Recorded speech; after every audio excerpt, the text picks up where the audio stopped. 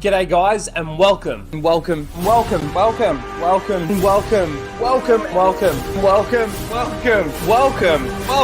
back to Casual Rage.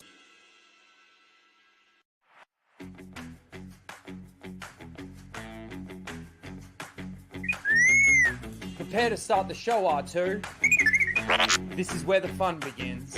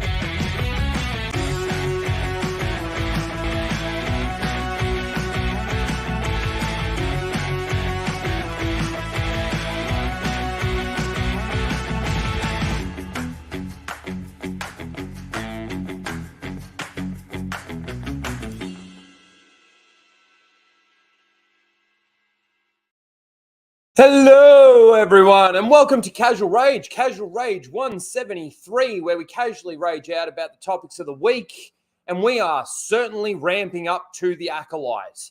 They are doing everything in their power. They are doing everything they can to try and build hype for this series, for this lore destruction, this canon destroying, this continuity mess called the Acolyte. They're doing a lot, and we've got a lot to go over when it comes to the Acolyte. We've got a whole bunch of other things that we're going to have a look at. We've got a couple of trailers, I believe, to look at. We've got some stuff in regards to Deadpool and Wolverine, and just other bits and pieces, other Star Wars news, and, you know, man, entertainment. That we talked about entertainment. We talk about entertainment on this channel. But we do talk a lot more about Star Wars than just entertainment in general. Entertainment right now isn't entertaining. It's not entertainment. Doesn't allow you to escape from the real world hassles of your own life. To escape for a good, whether or not it's a TV show, half an hour or an hour, or whether or not it's a movie and you get to escape for 2.5 hours. There's no escape these days. Nothing. I just noticed, like, I've got a mark there. What the fuck is that? It's like I'm looking in a mirror with my big fucking nose. But yeah, entertainment. What a joke. What a joke. What a joke Hollywood is. And it's so funny, you know, like gaming as well these days. Like the gaming sphere was obviously bigger than the movies, TV shows, all of that sort of thing. And don't get me wrong, for a while now, there's been a lot of woke shit and a lot of identity politics being put into these games and stuff like that. But it's so interesting now. And I said this on Flashcast last weekend, but I started to feel like, and I started to think that the pendulum was starting to swing the other way. You know, the studios out there were starting to realize how wrong they were by inserting this bullshit into their shows or movies. But how wrong have I been? You know, we had especially with Disney, obviously, but we had the Doctor Who with their whole pronoun bullshit. We've had Star Wars with their whole pronoun bullshit. And look, it's so funny because when it comes to me, and what I react to and what I comment on, what I criticize, it really is more so lore, canon, continuity, and things like that. And it's funny because for me, when I watch something and I see a problem there and that doesn't quite add up because of what we know from here or the rules that have been set and the things that have been made, that takes me out of the thing that I'm watching. But the funny thing is that the identity politics bullshit, the pronoun shit, actually takes me out even more. Like, don't get me wrong, there's no hope for especially Star Wars to come back to its former glory. There's no hope for Marvel to come back to its former glory. No matter what Deadpool and Wolverine does at the box office, no matter what people do or don't criticize it for, the enjoyment that people get out of it, they ain't doing shit. It's kind of like with the last Spider-Man movie, right? The last Spider-Man movie did nothing. Did nothing for the MCU. Did nothing for Marvel in general, to be honest with you, whether or not you're looking at it from the MCU side or whether or not you're looking at it from, let's say, the Sony side or something like that. They aren't correcting course. They're not doing what the fans and what people actually want them to do. And I'm not saying that they always have to listen to the fans and actually beat by beat do exactly what the fans are saying to do. But there's loyalty. There's loyalty to the fans. There's loyalty to the source material. And these people that are working there at these studios, working on these projects, don't seem to understand anything about the fans. Certainly not the fans, because they hate us. They think that we're toxic. They think that we're sexist. They think that we're racist, whatever it is. You know, it wouldn't surprise me. It would not surprise me in the slightest. We've got this Amandla Stenberg, right? Who's apparently the lead character for the Acolyte. You know, and it was, you know, if we go back to when Obi-Wan Kenobi happened, right? Obi-Wan Kenobi. They had the, let's say, damage control to the backlash of the character of Reva. They had it locked and loaded. They were ready to shoot. They were ready to go. And the funny thing is a lot of the criticism had nothing to do with the fact that it was a woman and nothing to do with the fact that it was a black woman. Nothing. But yet that was the narrative that was pushed. And of course, the mainstream media jump on that bandwagon. And it destroys our enjoyment as fans. You know, it destroys. It's funny. I talk about destroying our enjoyment as a fan, right? And you think about, sorry, I will get to you guys in the chat, and thank you all for being here. I just thought, man, straight away, I'm off the bat, like bang, straight into it. It's funny, you know, because I mentioned that, like, you know, there might be a Jacob out there or a Star Wars Meg out there or something like that. And they're always saying, oh, you with your criticisms and your toxicity and all of that sort of thing, it's starting to destroy my enjoyment of it. Well, that must mean I'm right? Because you're seeing my point, and then it destroys your enjoyment of whatever it is that you're watching. It doesn't quite work the other way around. It doesn't mean that they're right to destroy the lore or the canon or the continuity of this franchise because I'm saying that it's destroying my enjoyment of it. It doesn't work that way. Their destruction of the lore and their destruction of the canon and all of that stuff, the stuff that I rant and rave about constantly, right, is based off of facts that we've learnt, whether it be through the movies that we've watched, explanations that have been given through books, comics, It is very rare. It is very, very rare that us as Star Wars fans, or you could apply this to any of your other franchises. I saw a few people in there saying, watch Stargate SG-1. Great example, right? Actually, Stargate SG-1 is the best example of not needing to do any homework. In one of my last video essays, I made a very, very important point when it came to that, right? Where it's actually explained in the episode why this thing can actually work the way that it does. You know? And that's creativity from the creators of these shows or these movies or whatever just isn't there. These people don't care. What they care about is putting in an Asian actor, is putting in a black actor, and that becomes the identity of the character, not the motivations of the character or anything. Because again, you go back to the Reva thing, Reva was a nothing burger. She was a nothing character. She had no character.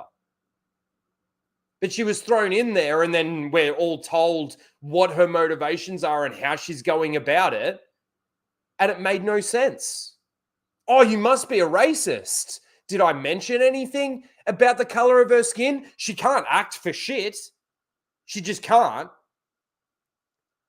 Either she can act, actually, and the director made her look like she can't act, or the director had to do the best that they could with the person that wasn't right for that role. In fact, the role of Reva shouldn't even exist when you think about it.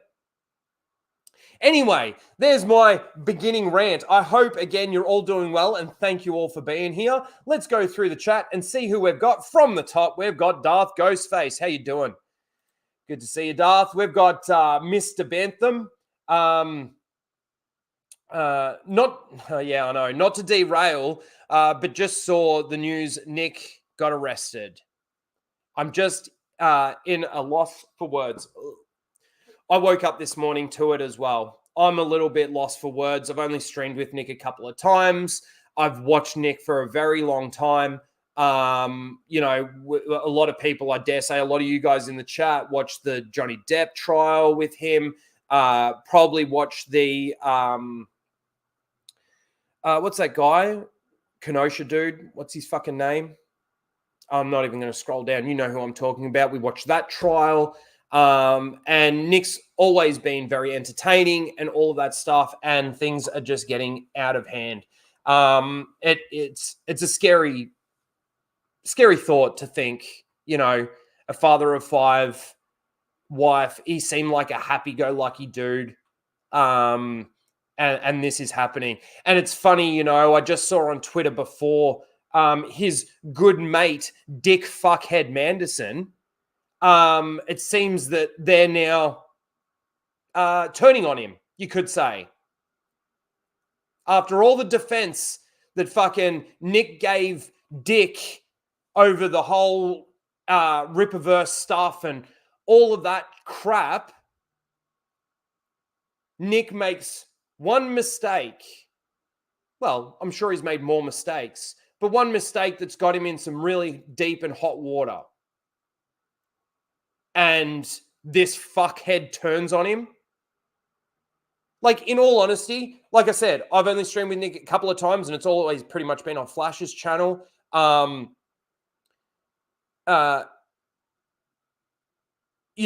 was that clip of him. It looked like he was rubbing one out while he was on stream, while he was drunk. Just because he did that, and just because it might be a mistake or an accident, whatever the case may be, he's in not the right mindset. Doesn't mean I like him any less. People make mistakes. It's a bit silly. It's a bit stupid to get that fucking hammered on a stream. But, with the arrest thing, I'm hearing that it's drugs or something, and that's not good for a father with 5 children. At least that's that. Again, I don't know the details. I literally woke up, I saw it, and I'm like, holy shit. I went over to Tug because he was streaming and he was talking about it. I tried to sort of catch myself up on it, but it seems that nobody's really got any facts on it. But that's all I'm going to talk about it at this point in time.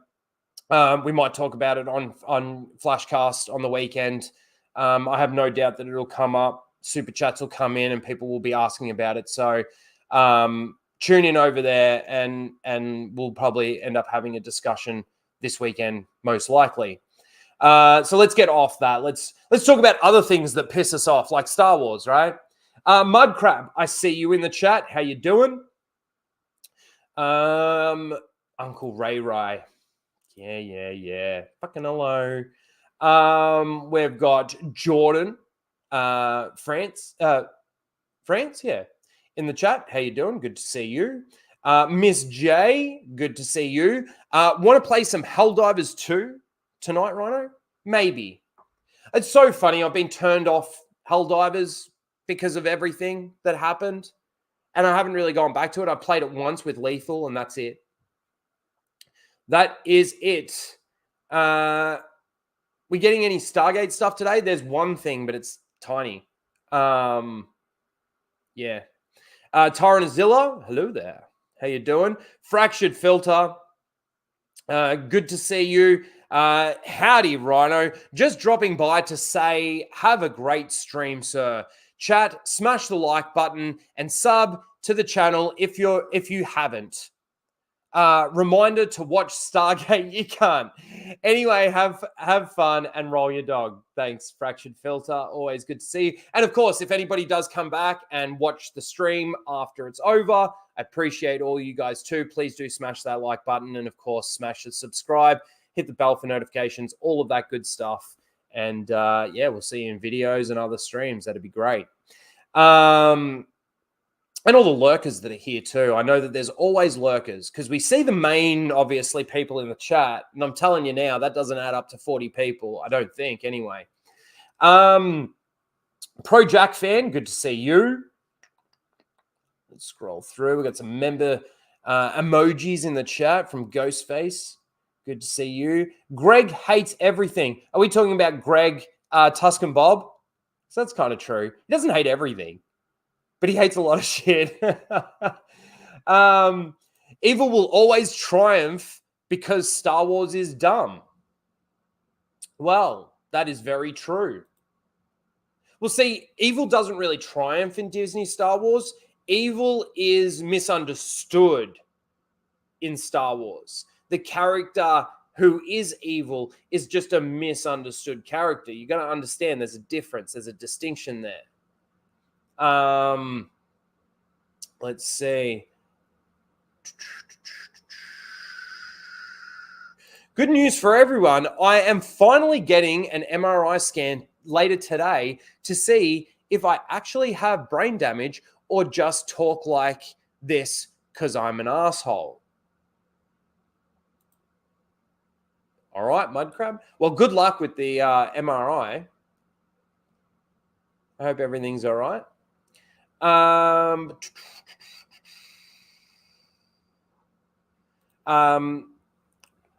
Tillium is here saying shalom and good to see you all. I see Caloran Beck is still proving he's not a George Lucas Jedi. The David Fraudloni picture that says the Dave Filoni picture that says 1,000 words, only missing Disney seal theory.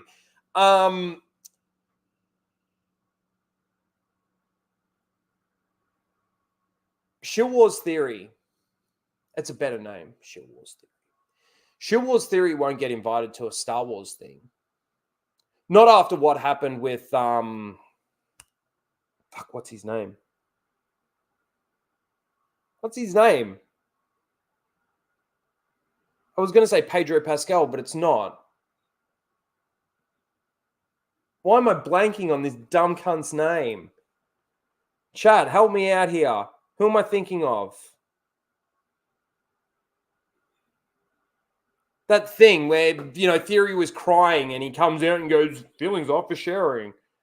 Pablo, thank you, Melissa. Pablo Hidalgo and Ghostface, I see you. Thank you.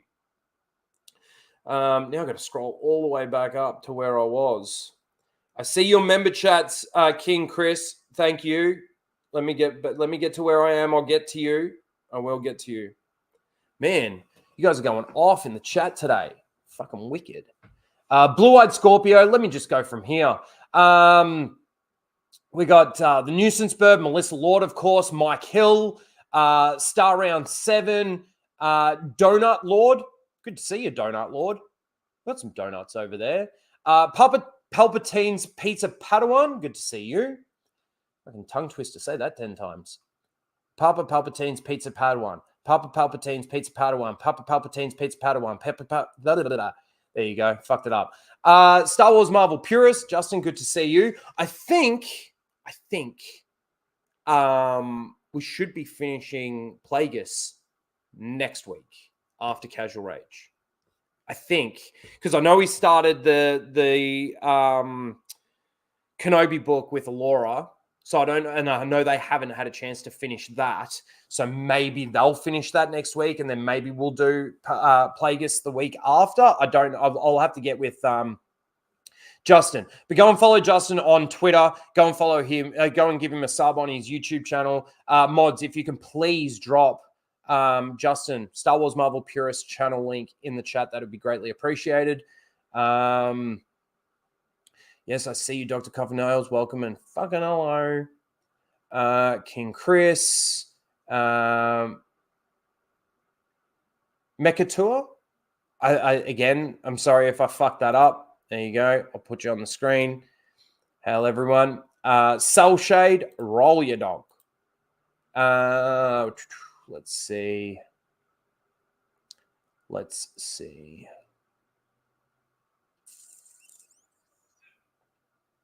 Can't wait for the Star Wars, She-Wars, sorry. Acolyte. That's actually really good. Acolyte reviews. Yeah, me too.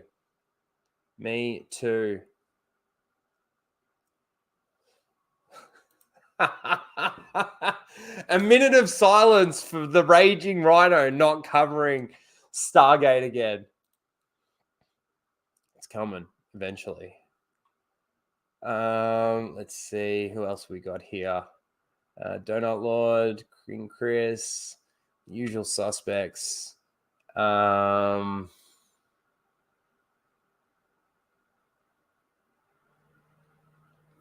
This is absolutely not true, Rhino. And you know it. What's not true? Oh. That's Greg? Tuscan Bob? Is that where we're going? Christopher, I see you in the chat as well, Christopher Barker.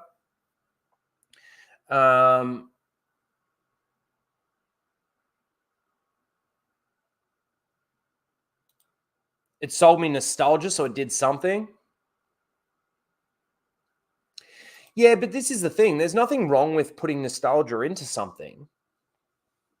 It depends on how it's done, though. If it's just there for the sake of being there, kind of like with Andor, right?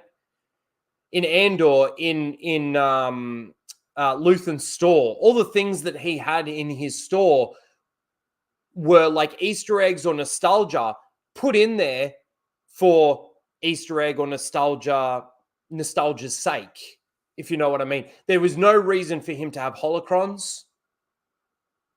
There is no reason for him to have Starkiller's armor. There is no reason for him to have one of the Gungan shields. There was no reason for him to have a Temple Guard helmet. There was no reason for him to have Padme's headdress. There was no reason for him to have the tablets that the wolves made appear and disappear for Ezra in Rebels.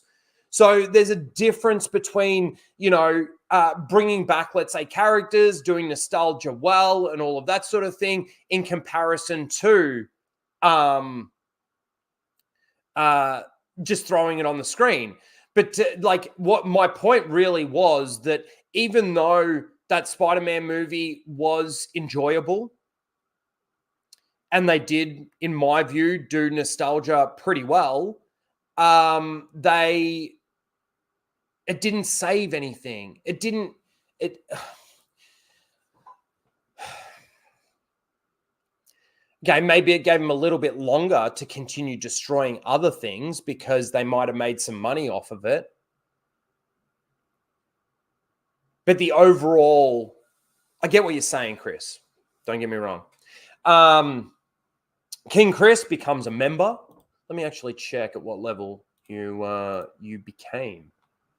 Scrolling up. I hate how it doesn't show you this on. It became a tracking file. Again, I've got to change those names. Fucking hell.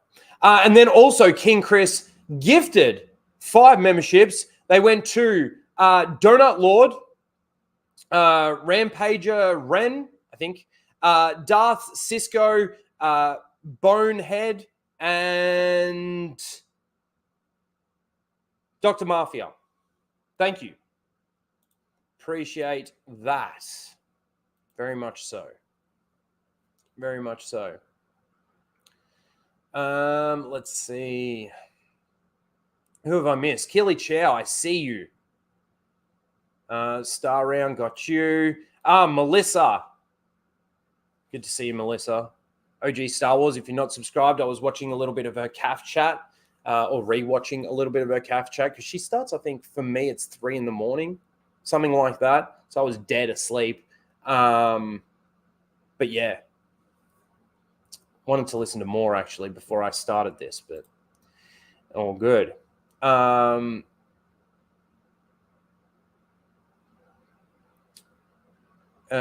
then obviously listening while driving. Thank you.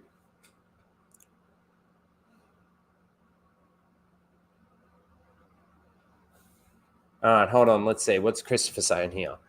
Rhino, I'll do something that you won't. I'll pretend that the Acolyte doesn't exist and won't tune in to watch it. That's fair enough. Not even your coverage of it. So I commit to this. That's fine, man. Dude, that's cool. Hey, the one thing that I will say, like, I'm tuning in. And I still believe that in true Star Wars lore and true Star Wars canon, I should say, the Acolyte doesn't exist. None of the shows, Obi-Wan Kenobi, Book of Boba Fett, Andor, do exist in Star Wars canon, in my view, anyway. Let's see who else we got. Stargate Universe is underrated. I completely agree. Now, don't get me wrong, and this is another reason why I want to do the watch through again. And you got to understand this. If I do this, we got 10 seasons of roughly 25 episodes a season. It's a lot of viewing. It's a lot of videos. It's a lot of editing. It's a lot of work.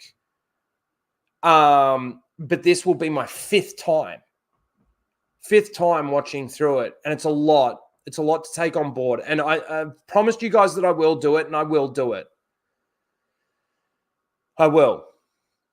But that's not to say that Stargate doesn't have its problems. Stargate doesn't have its flaws. You know how it's funny. The other day, I got a mate that comes over pretty much once a week. We hang out, we watch some Stargate, or we watch a show or something. We just hang out, right? He came over last week, and we are up to, it was, what are they called? The, oh, man. Again, I'm blanking on their name. They start with a T, and they're the Gould that are the good Goulds.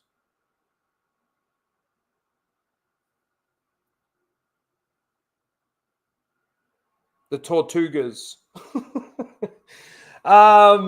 Anyway, I can't remember their names. I've got to scroll down and see if you guys are fucking telling me in the chat now. Fuck. Anyway, they went to meet up with them. And The Tok'ra. Thank you, Blake. Fuck, I can't believe I blanked on that. Yes, the Tok'ra. So they go and see the Tok'ra, and they meet them for the first time. And it's funny because, spoiler alert, if you haven't watched it, it's a long time since this has been out. So if you haven't watched it by now, whatever. But Sam's dad is dying. And of course, if he does the blending with a Tok'ra symbiote, he can survive, or there's the possibility he can survive, because you got to understand the Tok'ra that they're putting into him is on its last legs and very weak, and he is very weak from the cancer and nearly dying. He doesn't have much time to live. So they put that Tok'ra in him, and they've got to wait for the blending to finish. But while that's happening, they get they're under attack from the actual Goa'uld, the System Lords. So they all evacuate. Everyone evacuates except for Sam's dad, because he's basically unconscious at that moment, and the other Tok'ra guy. I can't remember his name. Martouf, I think it is. Anyway, he wakes up and they've got to get out of there. So they run towards the Stargate, right? And Sam says, I'll take you back to Earth, and then from Earth, you can go back to the planet that you're going to be taking refuge on, or whatever. It cuts back to the SGC, and the wormhole is open, right? And then it cuts back to the planet that the Tok'ra were on, and the wormhole is closed, and Sam needs to dial in. That's a plot hole. That's an issue.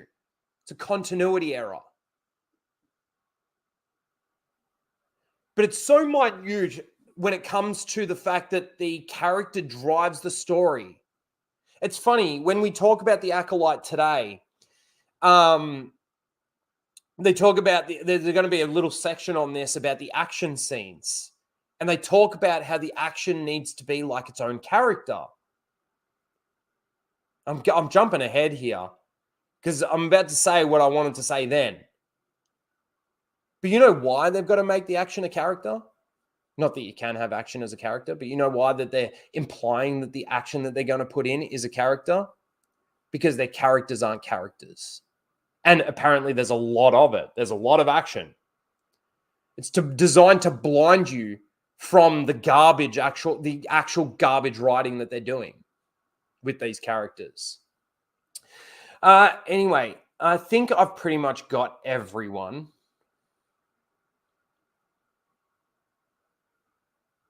Oh, 100%. If Reva was a white male, she still would be a shitty character. 100%.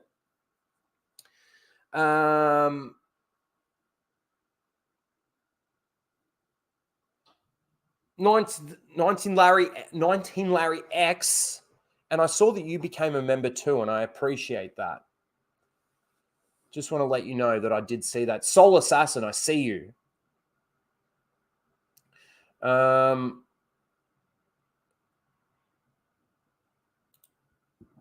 remember when they tried to use Revan to promote Reva. Did they?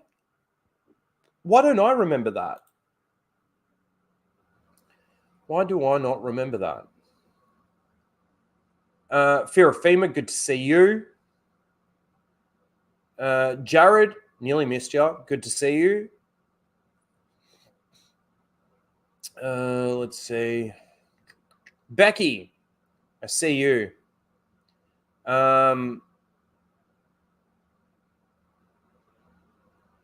Oh, yeah. Of course. Of course. The funny thing is with this one is I'm kind of predicting that it's not going to be as painful to watch as some of the other ones that I've watched. I feel like I'm probably going to laugh a lot through this one. They might be painful fits of laughter. Could be painful tears. Who knows?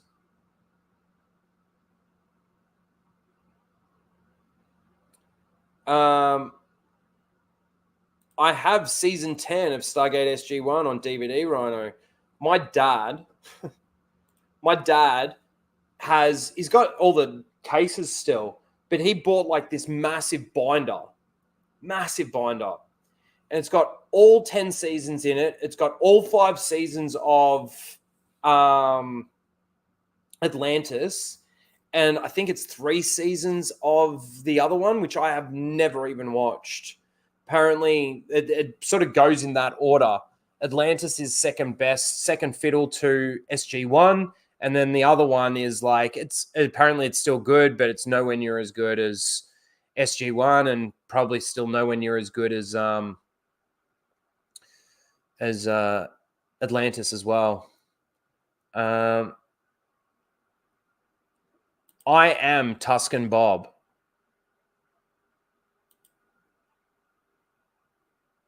Tuscan Bob is awesome. He is. I haven't spoken to him in ages, and I need to catch up with him. It's been a long time. He probably doesn't like me anymore because I stream on Yellow Flash's channel.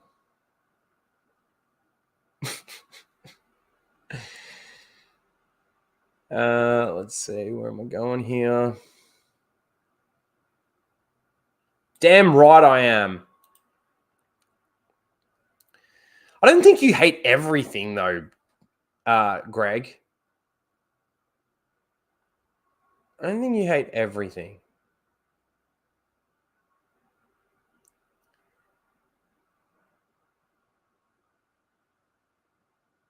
Ovariant, good to see you.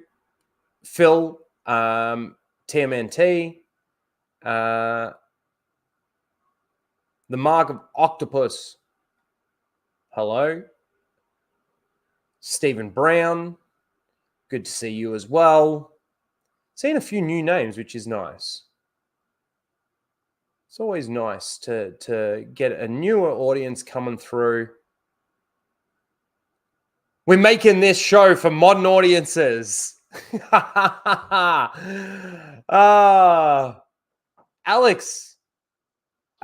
Mason, good to see you.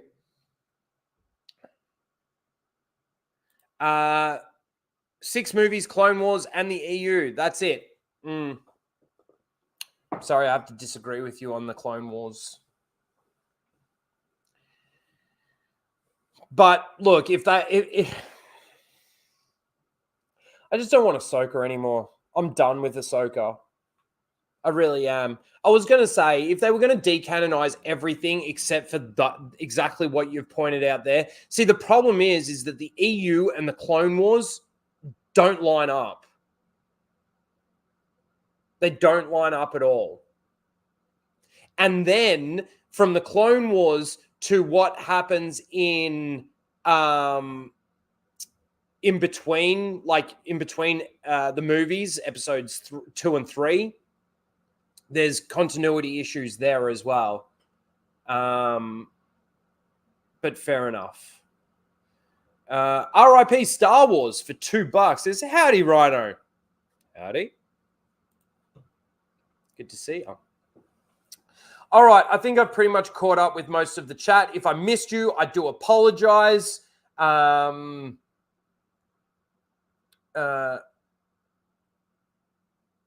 Ocean View Refugee, I see you in the chat. All right, we're pretty much caught up. Let's get into some of the shit that we've actually got to talk about. Hey, it's about time. We've got 40 minutes in, and all I've been doing is ranting and raving and talking to you guys, which is good. All right, let's get through. We've got a couple of non-Star Wars things that I just want to touch on really, really quickly. Really quickly. Normally we'd do this at the end. I want to get it done now, and then we'll get into the main. We've really got 2 main topics. It's the Acolyte and Wolverine, Deadpool and Wolverine are the 2 main things for tonight. But I've got to get my headphones for this. We're going to watch a trailer here. So if you didn't hear, Netflix is doing Beverly Hills Cop. I think most of you have heard about this. And they dropped a trailer. So we're going to watch it. I must admit, How many times can we have a Detroit police officer go to Beverly Hills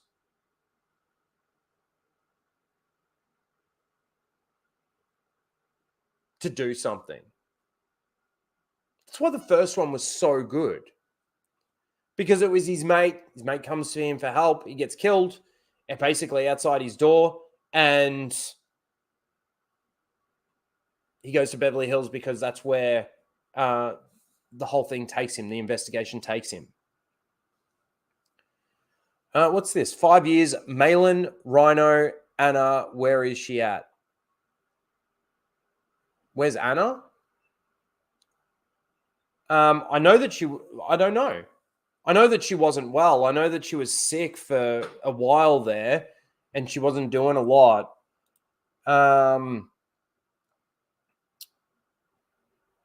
But yeah, I don't know. I don't know. As far as I know, she's fine. I still talk to her, and she's still doing completely fine. I know that Star Wars girl is based. Yes, she is. So she's a good friend.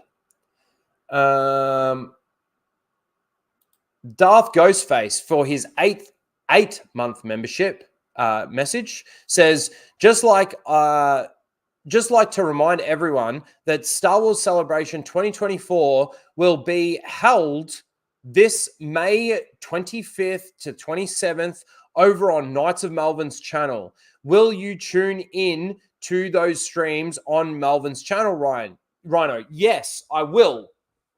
I will. I really wanted to get in touch with Melvin to see if there was something that I could possibly do. But I kind of forgot. And then I think it's too late now because it's it starts tomorrow. It's this weekend. But yes, I will. I will be tuning into as much of it as I can. But that should be good. Because at least you've got Star Wars fans coming in doing panels of things that they love about Star Wars, talking about it. They're probably going to talk a little bit about some of the stuff that they hate as well. You know, especially with the Acolyte coming. It is literally around the corner, guys. It is, what are we? A week? You could say just under 2 weeks away from the release of the Acolyte. Anyway, thank you for the member chat, Ghostface. Good to see you. So you don't have a panel, Rhino? No, I don't. Maybe I might actually after the stream. I'm going to reach out to Melvin and ask him who he's got and what panels he's got and what times they're doing it. Because obviously, with the time zone difference, it does make it a little bit hard for me, and especially due to the fact that I got to work tomorrow. And see if there's maybe just one that I can join. Somebody else is doing it, hosting it, or whatever, and I'll just join it. And see if I can do that. Let's see. Nitrium, I see you. Melvin is great. Thanks for the shout. Thanks for shouting him out during the Sparrow Files coverage, of course. How can I not? How can I not? Mods, if there's any mods in the chat, please drop Melvin's link. Please drop Justin's Star Wars Marvel Purists link in the chat. I haven't seen anyone do it. Maybe I should just do it. All right, hold on. Hold on a second. Let's see. And go subscribe to Grizzy as well. Here's Justin's coming right up.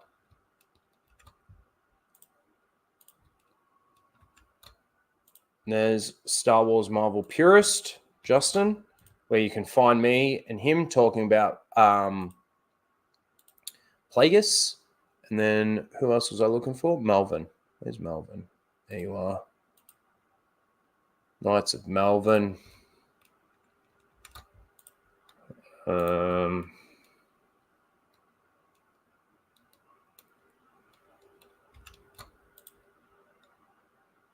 I want to be a mod. All right, you know what? Soul Assassin and Ghostface, you're about to become a mod. Let me get this sorted really quickly. Soul Assassin. Oops, wrong button. Add as mod. Standard. All right. Soul Assassin, you are a mod. Please use your powers wisely. With great power comes great responsibility. That's going to piss off Greg.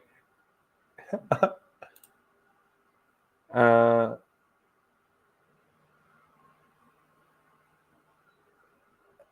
it's okay, Laura. I kind of figured. Greg hates being a mod. Well, this account isn't a mod, but I'm pretty sure from when he was doing the streams with me, that Tuscan Bob is a mod. All right, we're gonna before we get into the trailer, we still haven't even fucking started. Fucking hell. All right, let's just play this. Why not?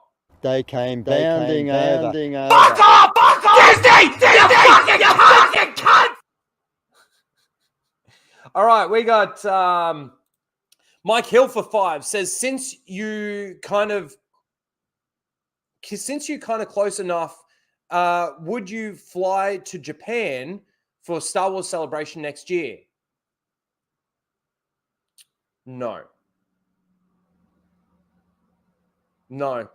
You know, I would much rather, like somebody like a Darth Melvin, to just do one each year. The way that he's doing this, it'd be a much, much more enjoyable thing to watch. Yeah, way more enjoyable. And I think if Melvin does it more and more as the years go by, they'll get bigger and bigger.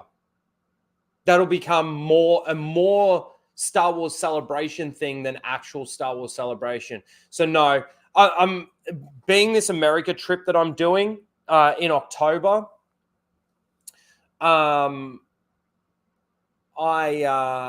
That's costing me a lot. It is costing me a fair bit. So I don't know. I don't know if I'm going to have the money to be able to do it. And then we also had Cellshade for his 6-month member chat says, can't wait for Grizzy's shill reaction videos. Yeah, what, to the Acolyte? Me too. They're going to be fun to watch. We're going to watch those on stream, as we usually do.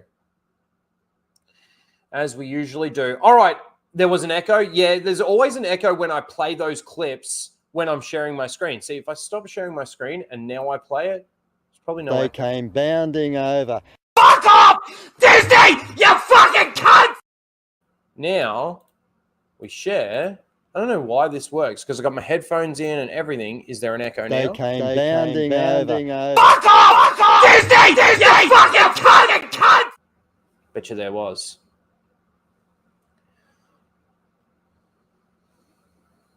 Grizzy is a shill channel? No. Grizzy exposes the shills, if anything.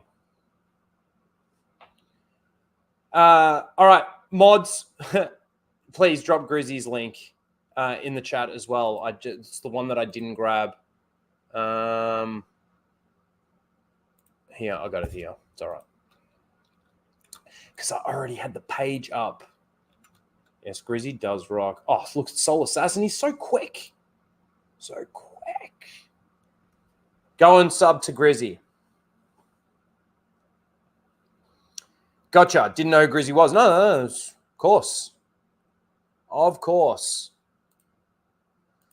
All right, let's watch this godforsaken trailer.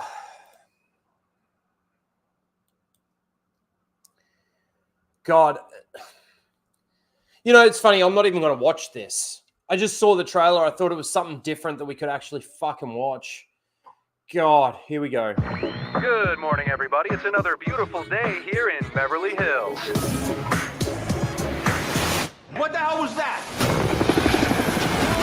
Let me guess. Foley. Did you say Foley? Foley! You stole a helicopter! I didn't realize that you couldn't really fly a helicopter. Otherwise, I would have came up with a different idea. I told you it was a bad idea. Oh, he shot my rotor off. Shit. You know, this is very embarrassing. You know, part of me rather get locked up than get put in this little Fisher-Price-looking squad car. Y'all are the Lego cops. Jane, hey, this is your father. Before you hang up, I'm in town. I've been arrested. Hello? You sure y'all paying y'all's bills? Because this phone don't work. Ah, they're turning him into a deadbeat dad. There you go. There's something. This isn't my first time in Beverly Hills. Hey, is Matt Wilkins in the chat? Where? I knew there was going to be a comment there. Like, so, can someone send me the link to the Raging Rhino 2024 calendar? Yeah, me and my thong. Woo! Good to see you, Matt. I love you, dude. You're awesome. I saw that. 84, 87, and then 94. But this place has changed a bit. What brings you back to 90210? I got a call from Billy. He's in trouble now. What do you want from me? I want you to be a cop again. Hey! You gotta do something. Well, I've got to say, from the first trailer that we saw, where all we saw was Axel in the back seat of the car with Rosewood and what the fuck did he just say his name? Billy. I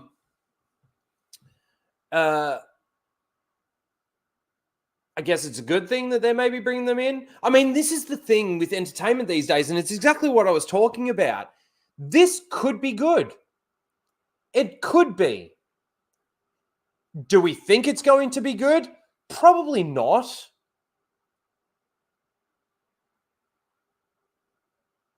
Probably not. But, you know, there were a lot of people out there saying the same thing about the X-Men 97 when they were advertising that, saying that they think that it's probably going to be shit, blah, blah, blah, blah, blah. They go and watch it. Fuck, they're all wrong. They're all making videos, you know, backpedaling. Well, not backpedaling so much as basically just admitting that they were wrong. And how much enjoyment they're getting out of it. It's made me actually want to watch it.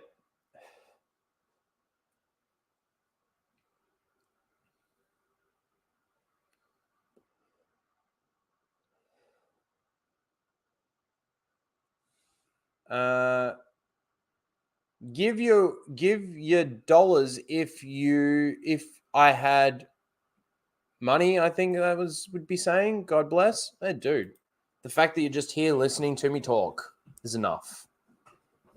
It really is. The super chats and the members and, you know, the donations and those sorts of things, it's all just a little bonus. You know, this isn't my main source of living.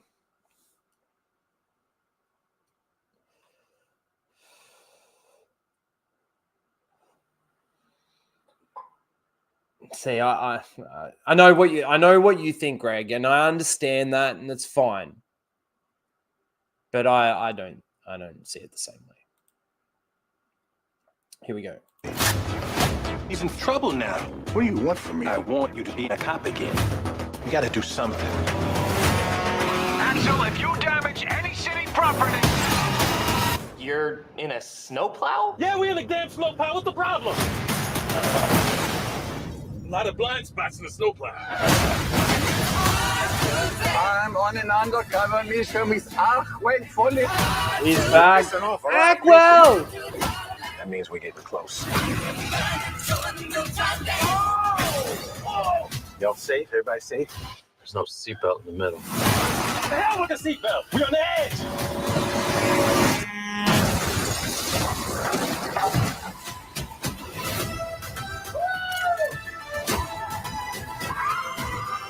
We're gonna need some backup. Whoa! What are you doing? Getting us some backup.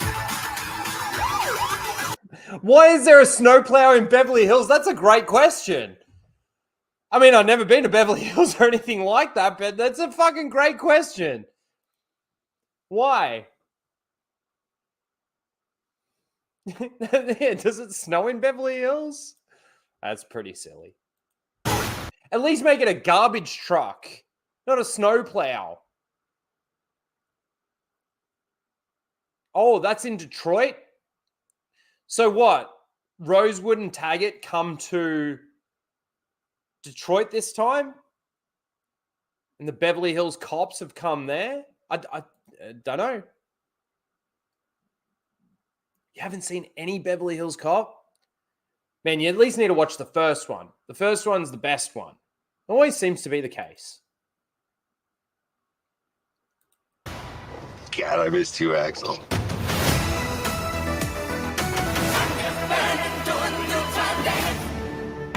They really try to hit the nostalgia with the music, though, too.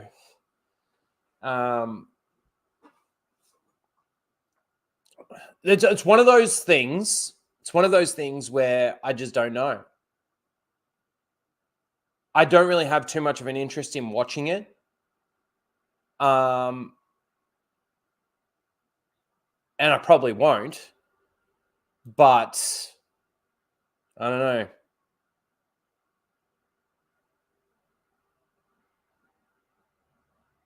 What are you talking about?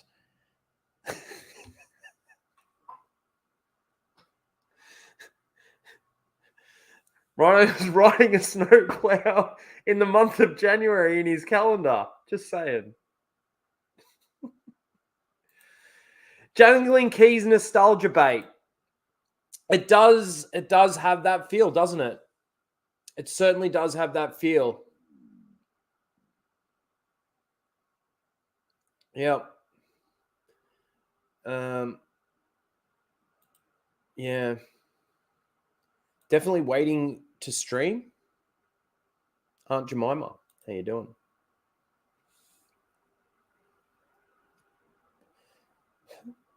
Wait, what? All right. That's the first thing. I look, again, it's just that whole thing where, see, for me, this could be good or bad, right? It could be good or bad. But why are we getting a continuation of this story? Why are they so creatively bankrupt in these studios over at Hollywood, whatever the case may be? Why has the art of filmmaking or TV shows or whatever gotten to a point where, look, it's not to say that we're not getting new stuff. There is some new stuff out there. Majority of it's bad. Some of it's good. Right? No, I'm not making a calendar. It's Matt Wilkins trolling. Fucking calendar. Yeah. I'm doing a calendar. I'm going to get Anna to pose for me in every page. You can go to her thing and buy it. And that's my calendar. But yeah, it's that creative, the creative bankruptcy that actually gets to me more with this sort of thing. You could collab with Anna. Yeah. I'll be on one page and she can do the rest. I'll be the bonus page. Like the extra bonus month that you get. It's funny. So yeah, like that's what I get more so out of this trailer than anything else, is that creative bankruptcy.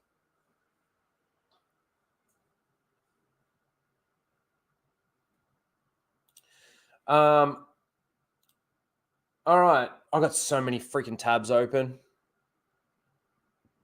I got to be careful that I don't look at this. I don't know if you saw it when I was sharing my screen before. We're going to take a look at this next. Like, look at all the tabs. They're so small. You got to be careful when you click on them because they can delete them if you accidentally like do a double click or something. All right, so we're going to watch this. This is the epic verse. Obviously, Josiah, Epic Mike, those guys over there, all the people over at Epicverse are making their own movies, their own films. And it does look like they're doing a pretty good job. Like based on what I've seen so far, it's pretty good. Hey, speak of the devil, Mike's in the chat. How you doing, dude? How's your honeymoon with Mozza? Did you snowplow him? Good to see you, Epic Mike. But yeah, we're going to give this a watch. It's called Blood and Water. Let's take a look.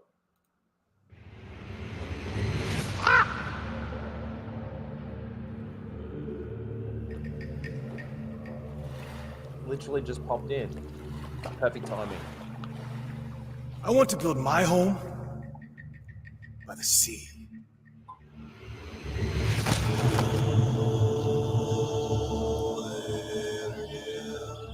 Father warned us of these things, Ivar. There's Beardo. Not this guy, but the voice. And I will not allow There it. he is.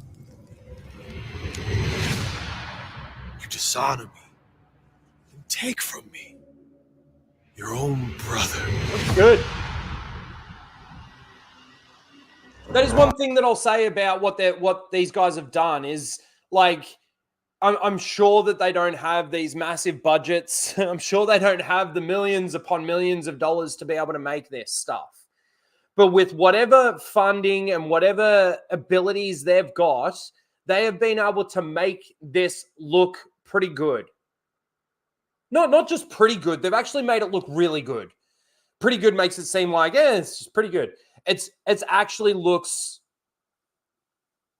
like, you know, something that you would maybe expect to get from a Hollywood studio.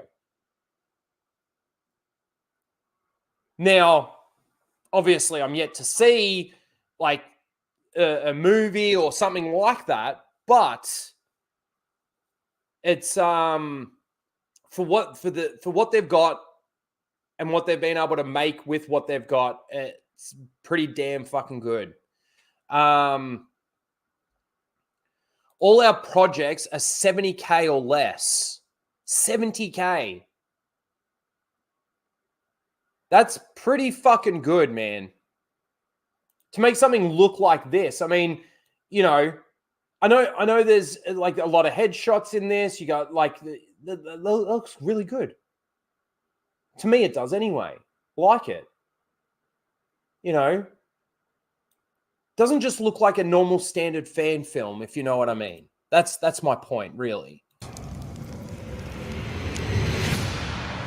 You dishonor me and take from me your own brother. Coward!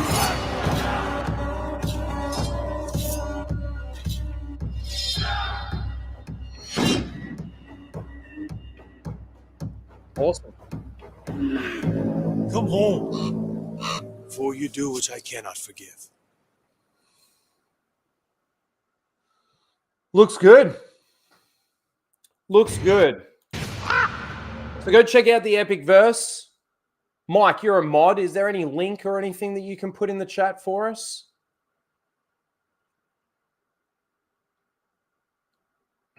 Damn, this looks dope. It does.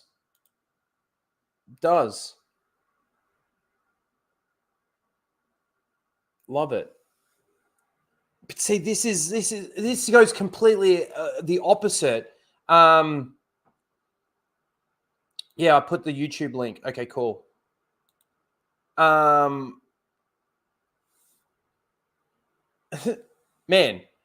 this is exactly what I was talking about. You know, you got Hollywood out there that are completely creatively bankrupt. But then you've just got some normal dudes, YouTubers, that are actually coming up with, from what I can see, some good, entertaining stories.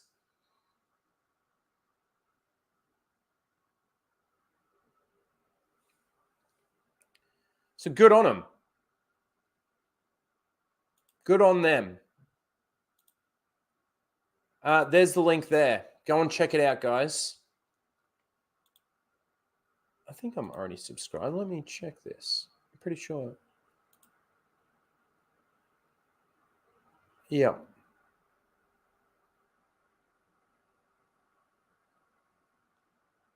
Yeah.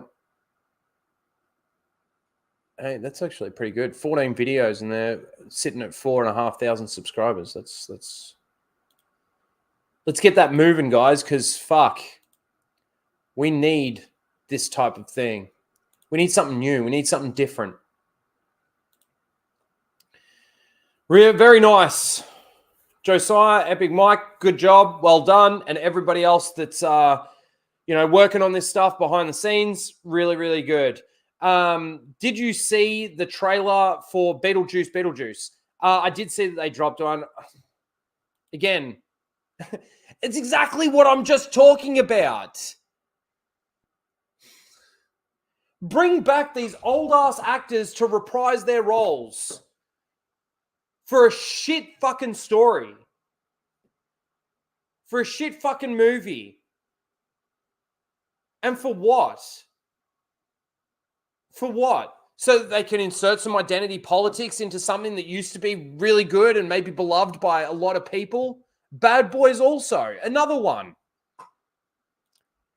These people, they can't come up with a new concept. They can't come up with something new. They've got to take something that was loved from the past and basically destroy it.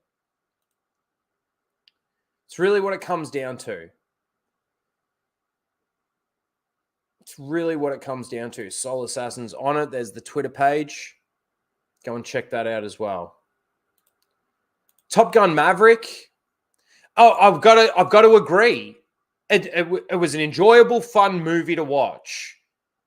And the one thing that I will say about Top Gun is at least they didn't really throw in a lot of the identity politics bullshit. It was an enjoyable thing to watch, but I can't disagree with the fact that they had to bring back something from the past to make it like new. They've got to redo it. Not necessarily redo it, but it's just, again, can't we come up with something new? It's not to say that they couldn't do a Top Gun style movie, fighter jets, dog fighting, mission, some mission that they've got to do.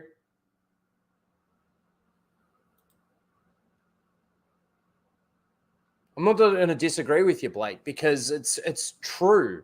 Even if they bring back something and it is enjoyable to watch, it doesn't take away from the fact that they're that creatively bankrupt that they need to do that.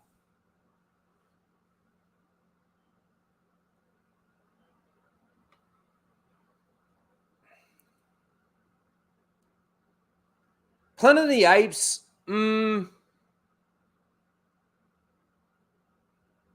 it's the same sort of thing. It is. But I like that. I must admit, I really enjoy the new Planet of the Apes stuff. I haven't seen the newest one. They will never stop. That's true. They probably won't ever stop. Yep. All right. This came up. I only just saw this just before the stream started. And you guys obviously know how much I like Lego. I like building Lego. It's almost therapeutic for me to sit there and just put fucking Lego pieces together. It's enjoyable. You can call me a big kid, pathetic, whatever. It's enjoyable. I haven't built anything for a long time, and I must admit, I'm probably going through a couple of withdrawals because of it. But I saw this and I thought this was really cool. I'm just going to share it and we can watch it together. It's really, really awesome. How good is this?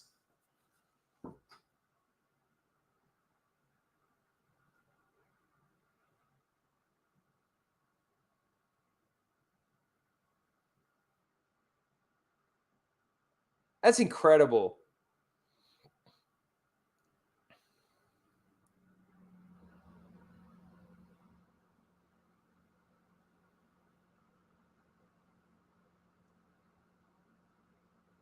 I don't know how they make the sparks on those things.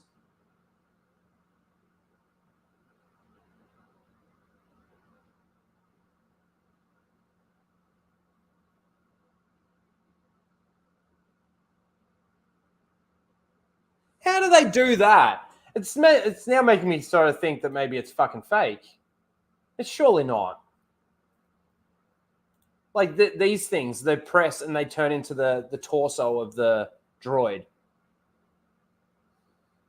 It's very clever, though, if it is real. It looks pretty real. Look at that. You go on the conveyor belt, and then it basically just fucking starts again. Man, so good. Does it come with 3PO's head? Yeah. Yeah. Look at all the Legos. Yeah, it is awesome. It's awesome. I was watching this other video the other day, and this guy's built this massive Lego city, right? Now, I've seen a lot of people that have made, like, they've got a massive Lego room, and they just keep adding to these cities. And man, he was cleaning it, and fucking this thing is so massive. He gets up on the table, stands on the table, takes shoes off, gets up, fucking vacuums. He's got this massive like brush on the end of the vacuum, brushes through. He's got like a baseball stadium and a football stadium, and then he's got these towers that are 14 feet or something, like 14 feet. That's fucking too big. I think, what was he saying? I think it might have been 4 feet, not 14.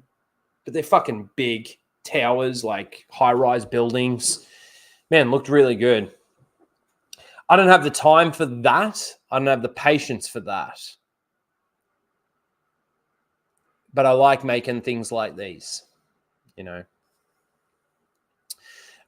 I just wanted to show you that. I thought it was really cool. Really cool. All right, let's get into some of the Star Wars news, and we'll move from the Star Wars news stuff into the Acolyte, and then from there we'll get into the Marvel stuff, the Deadpool shit. All right.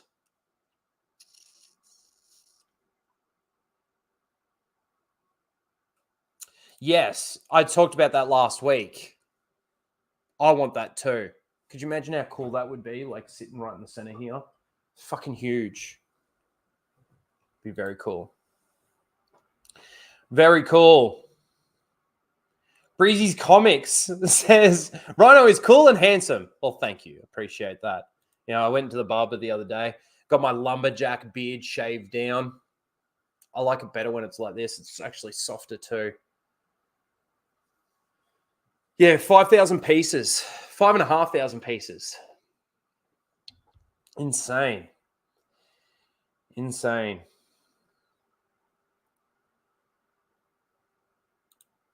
It took you 3 years to make that dumb fucking Yoda Lego. That was a long fucking stream. It's on the channel. And I think there is a time lapse for that as well, if you wanted to check that out. But yeah, it did take, man, what, 12 hours? It was a long time. Whatever it was a long fucking time. Long old time. All right, let me get rid of these tabs over here. All right, let's get into some of the Star Wars news here, guys. Here we go. So the first thing, Star Wars games. I mean, even with the Star Wars shows or movies or any of those sorts of things, we keep getting announcements, and then they keep canceling certain things, and then they keep changing shit, and they shelf it, and they get rid of it, and then they bring it back, and then they get rid of it, and it's all over the place, right? Well, we had that release of the trailer for Star Wars Outlaws, right, which got ratioed. I didn't know anything about this. A game called Total Wars. Sorry, not even that. Total War. Star Wars is it just called Total War? That's it. Yep.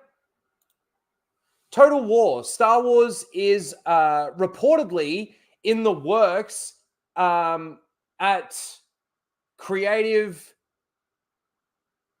Assembly. Is that a studio? I'm like, I love playing games, and I would like to consider myself to be like a normie kind of gamer. But yeah. Massive RTS game.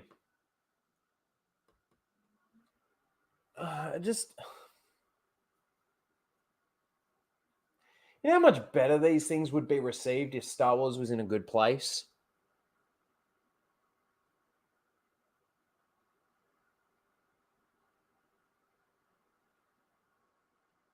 I love the Total War series. They have been shit for like 8 years. Total War series. Let me just check this out really quickly.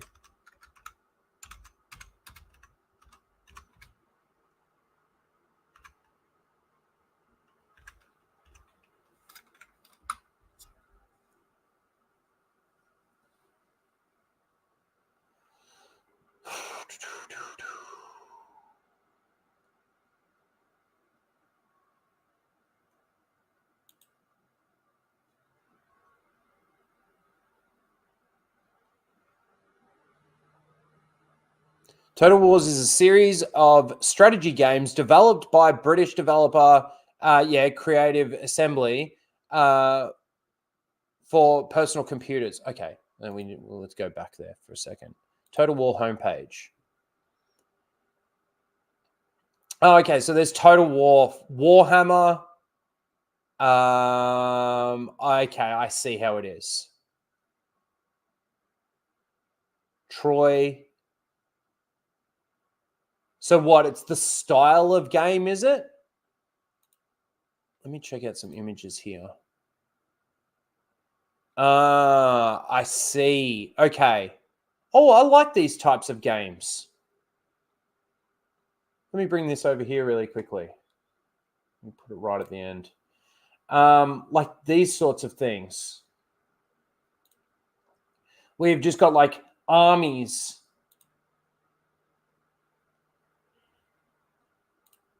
Yeah, I like these games. Problem is, like, it's Disney Star Wars stuff. Like, I'm just not interested. I still play Star Wars Empire at War.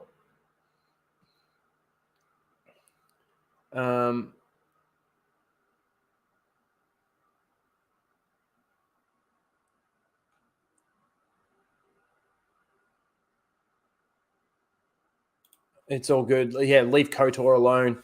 Well, see, that's what I'm talking about, though, is that they announced that they were going to be doing a KOTOR remake or no, they didn't say it was a remaster, did they? So they did say remake. Yeah, stay away from shit like that. Stay away from shit like that. But yeah, so I look. The question is are we ever going to see it? That's what it really comes down to these days. You know, a game like this from what I saw with Total War, you know, like on Hoth, you know, you've got the rebellion, and then you've got the Empire, and you know, that would kind of be cool strategy, war strategy. Maybe a little bit like your Command and Conquer style. It's all right. LucasArts was awesome. Yes, it was. Stay the fuck away from KOTOR, Disney. Yep. But anyway, at the end of the day, are we going to see it? Who knows? Is it ever going to come out? We don't know. Is it going to be good? Who knows?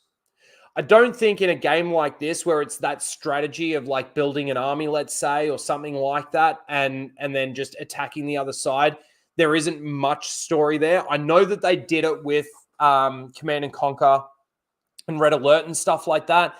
But like, if you think of something like Age of Empires, I don't remember there being too much of a story there. It was just more of that strategy. StarCraft is another one that I really enjoyed to sort of play. What I'm seeing with this, it's making me think of those types of games. So I don't know whether or not they are the same or not. When Star Wars Eclipse supposed to, that's true. That was another one. This is the thing. Like, at this point in time, I honestly don't believe it until I see it. They can make all the announcements in the world. That's true. The story was history in Age of Empires, yes.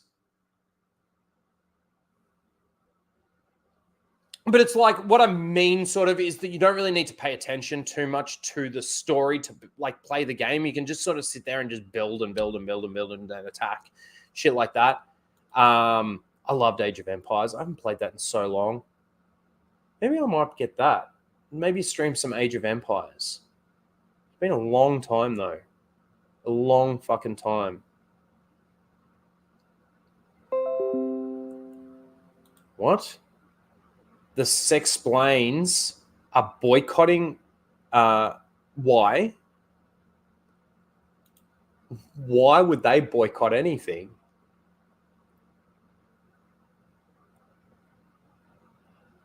Yeah, I did. We did talked about that a little bit at the very beginning, like right at the very beginning. So if you want to, like, I'm not talking about it all that much. Probably talk about it on Flashcast over the weekend.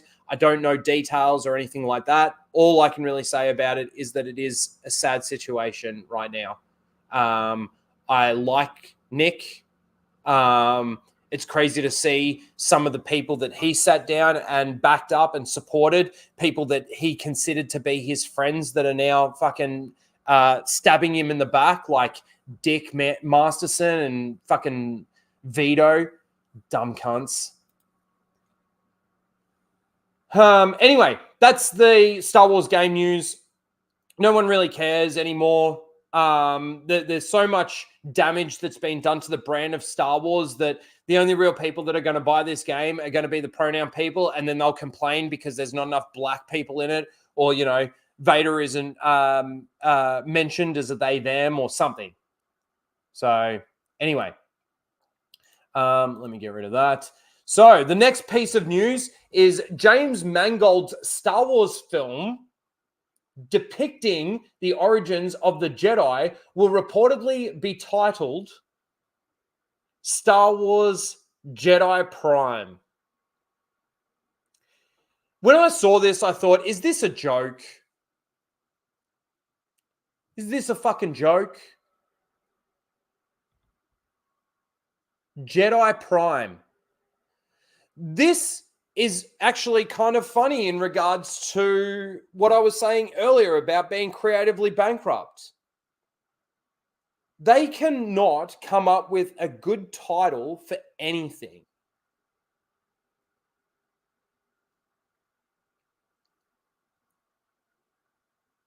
To tie into The Last Jedi? What, is Jedi Prime mentioned in that? Purist, Justin? Oh, great. More cannon destruction. That's true. Jedi Prime is such a shit title. Yeah, it really is.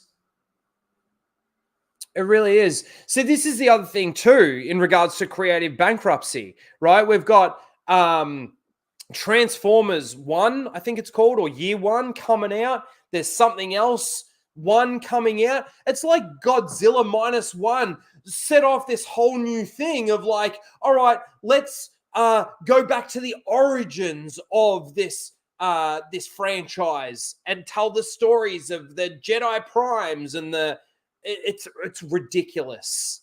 It's ridiculous.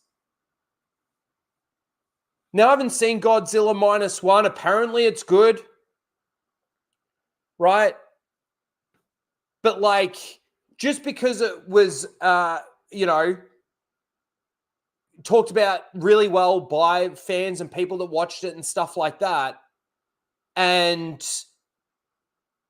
it was successful, that means that now we've got to, they jump on this bandwagon. And the problem with that is that they've honestly got no fucking story.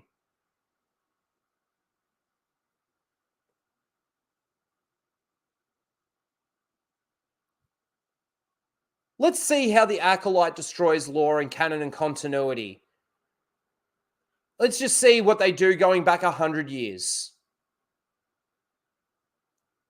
Because if this is the origins of the Jedi, this James Mangold one, then they need to go back more than 5,000 years? Well, not really, do they? Because everything in the EU, all the New Republic stuff is decanonized. So they can make the Jedi start whenever they want.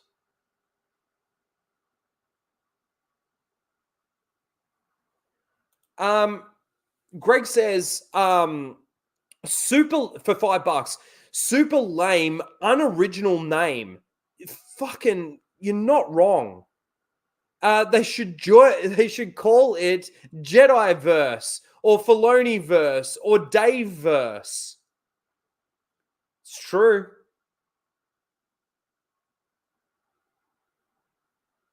Well, what? We had the Mando-verse. Fucking ridiculous, man. I think it's 25,000 years. 25,000 years. Okay. 25,000 years. But that's like I said, if they're going to use any of the original canon, let's say, and yes, the EU was canon, to those people, again, I just want to reiterate this for those people that say that the EU was never canon. When EU decanonized, it's written in the title of the decanonization, because how do you decanonize something that was never canon? Fucking idiots. This is ridiculous. Star Wars went from being the biggest franchise to ever hit screens, to ever be created. It was bigger than Lord of the Rings. And it was created after Lord of the Rings. It's not to say the Lord of the Rings trilogy isn't arguably the best trilogy of all time.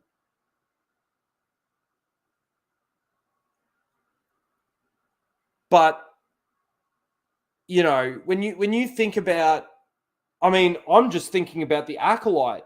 I mean, like I said, it's around the corner. We're going back 100 years. If Darth Tenebrous, Darth Plagueis, well, I think we're a little bit too early there for Palpatine. But if those people aren't in this, what have they done? What have they done?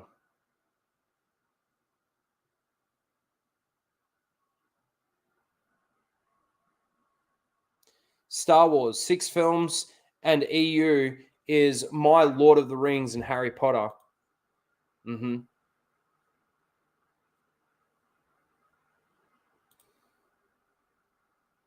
Lord of the Rings is trying to ruin that. Oh, yeah, fuck. Yeah, that's true. Better see Yoda. That's another one. Very, very true. Very true.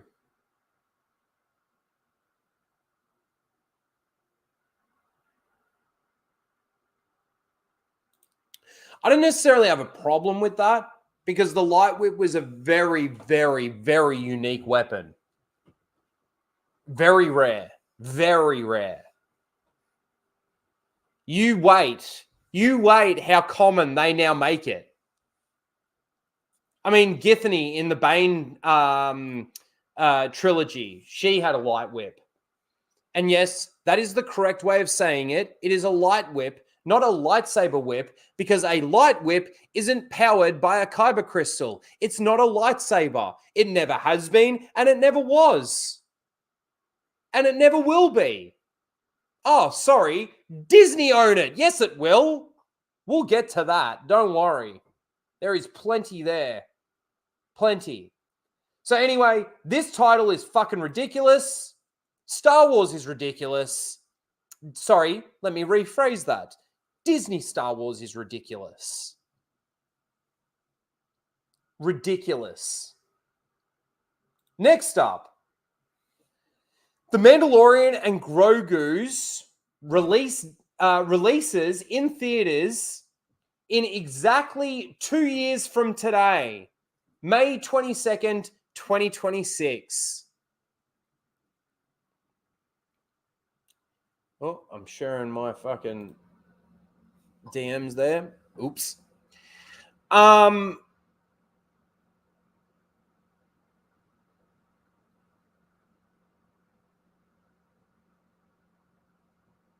It's another one where it's like, are we even going to see this thing? I mean, based on what we've had,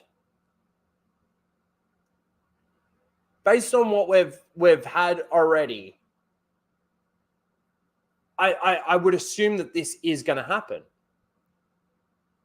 I would assume that we're going to see this movie. When I say we're going to see it, we're going to see it get released. We're going to see this movie. We're going to see the Rey movie. I don't know about that Mangold one. I really don't. The thing is that as time goes by, so slowly, as time goes by, more and more people are leaving Star Wars. More and more people are realizing how shit it actually is. So by the time we get to 2026, 2 years away, what are we supposed to have in that time? Let's do a quick brainstorm here. We're going to have the Acolyte. We're going to have Skeleton Crew, which we still really don't know anything about. But apparently this year they're the main two things, right? The Acolyte and Skeleton Crew. No movie, just TV series. I don't know what is actually slated for next year when it comes to Star Wars. Are we supposed to have the Rey movie by then? Because in all honesty, with what I'm about to show you, actually, no, yes. We're going to move that forward. Daisy Ridley confirms that she has not yet read a script for the new Jedi Order movie, but that she will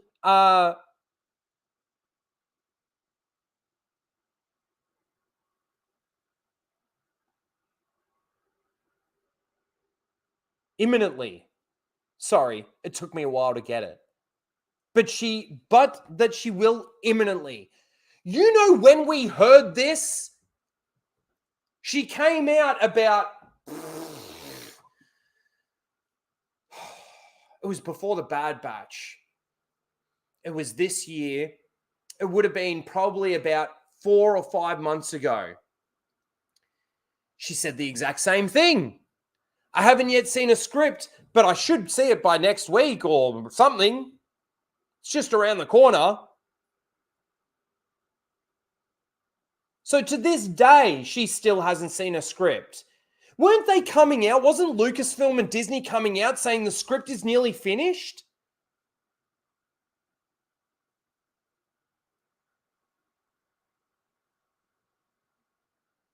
It makes me actually wonder whether or not we're actually going to see this.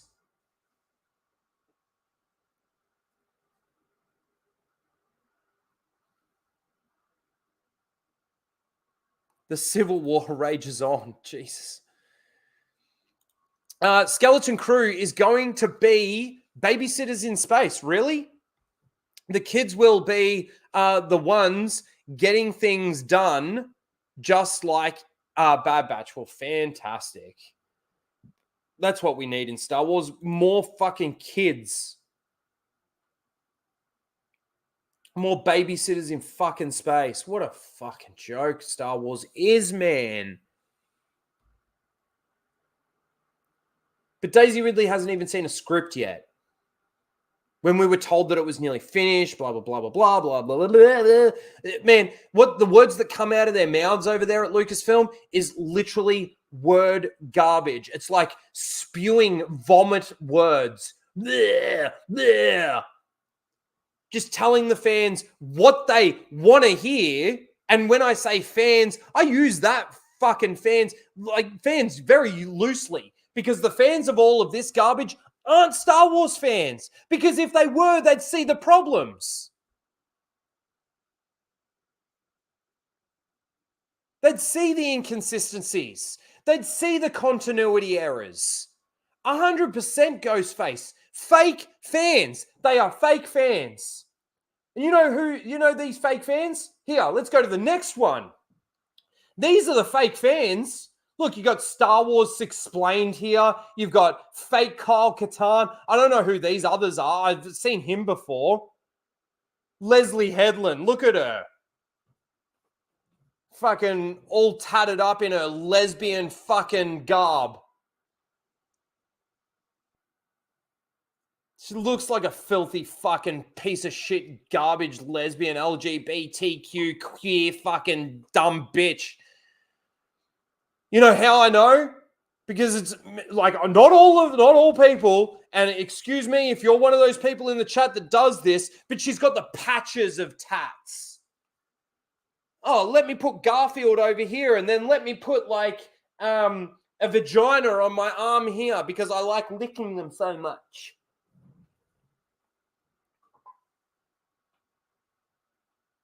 Tats that mean nothing.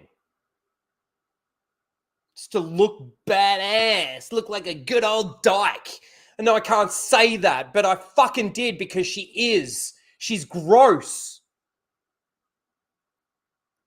Look at these people standing around Harvey Weinstein's former personal assistant. Smiles on their faces. This person's going to make the next best Star Wars.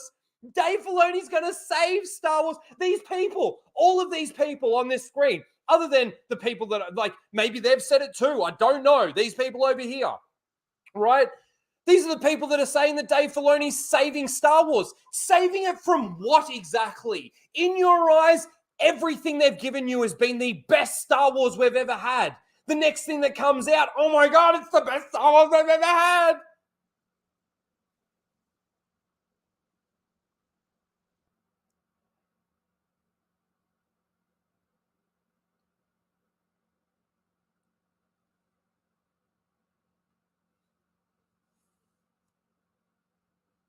Eric Voss, that's the other one. Thank you. Yeah, nobody knows who these other fuckers are. I haven't even seen them on Grizzy's reaction videos. I don't think, anyway.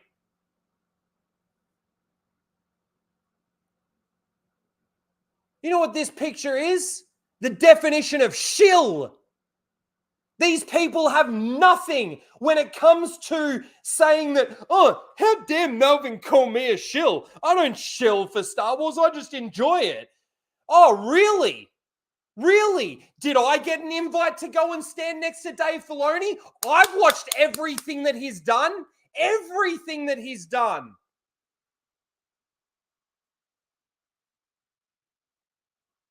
Even Star Wars Resistance. I fucking watched painfully. With Greg, by the way. Did Greg get an invite? No. Why? I wonder why. I wonder why. Oh, maybe it's because the majority of the people out there say that the shit that you're making is fucking shit. It's not Star Wars. It has nothing to do with Star Wars.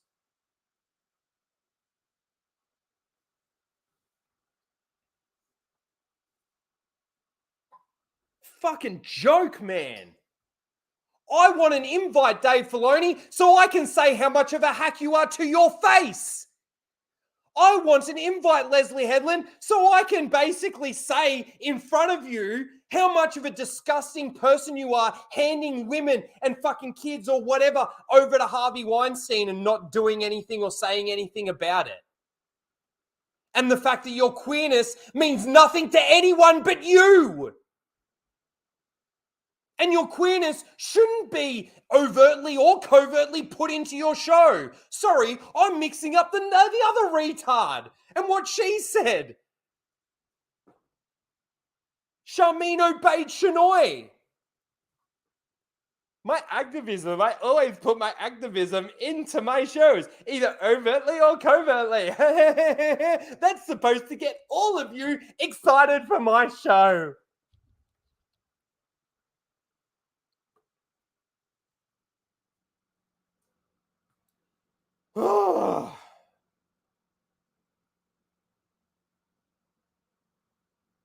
This makes me sick. These people think that they're not shills. Ha! Ha ha ha ha! Once again, I laugh in the face of stupidity. Ha ha ha ha ha!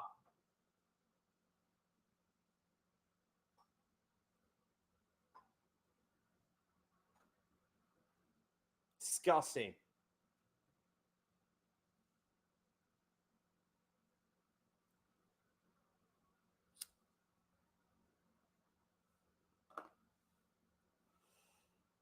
And then last but not least on the Star Wars news fucking shit is this. And I don't know how much I can take this off face value.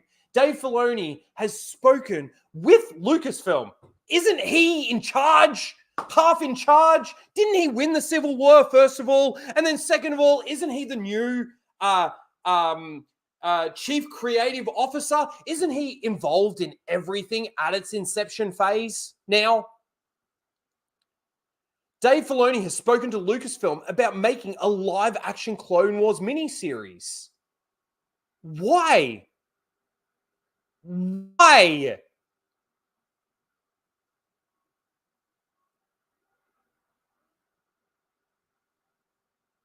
First of all, what a waste of money. You've already done the Clone Wars. It's animated. Whether or not you like it or dislike it, whatever. It's there. Why do you need to do it as live action? Oh, it's to line up with the Rebels live action series. Oh, sorry, that's not called Rebels live action. It's called Ahsoka.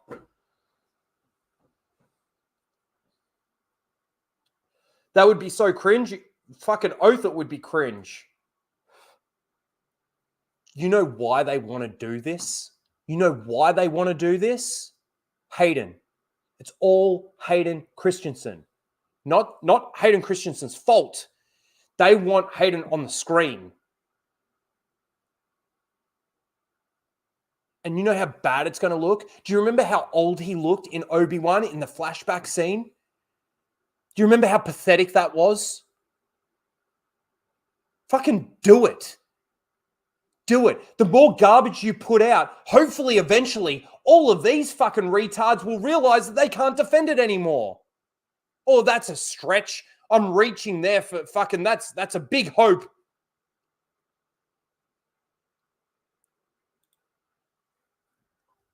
That's why they want to do it.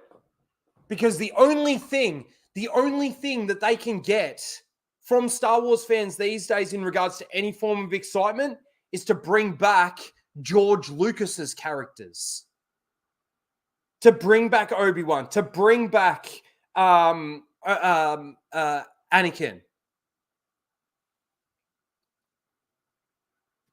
Hayden is at fault, Rhino.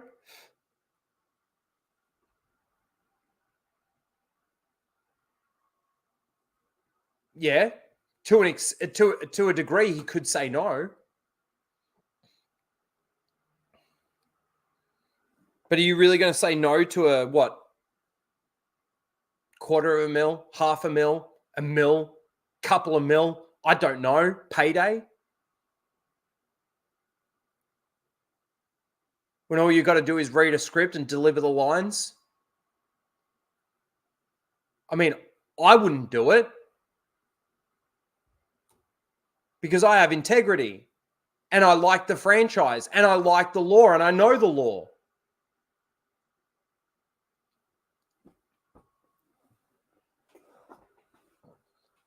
So anyway, that is honestly the main Star Wars news.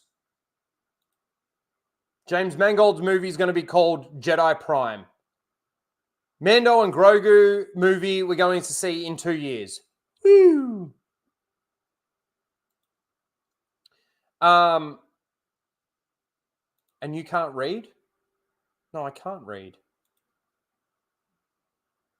Daisy Ridley doesn't even have a script yet. Shills are being invited to go and hang out with Dave Filoni and Leslie Edlund. And Dave wants to create a live-action Clone Wars series.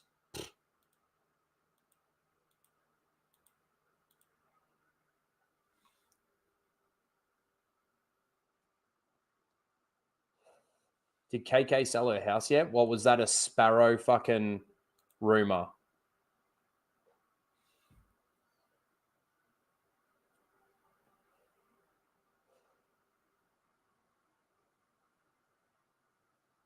Rhino, you just reminded me of that fucking cringy video with Hayden Christensen and Justin Trudeau. It was fucking cringy as fuck. That definitely made me change my thoughts a little bit on Hayden Christensen, that's for sure. Supporting a dictator, tyrannical government.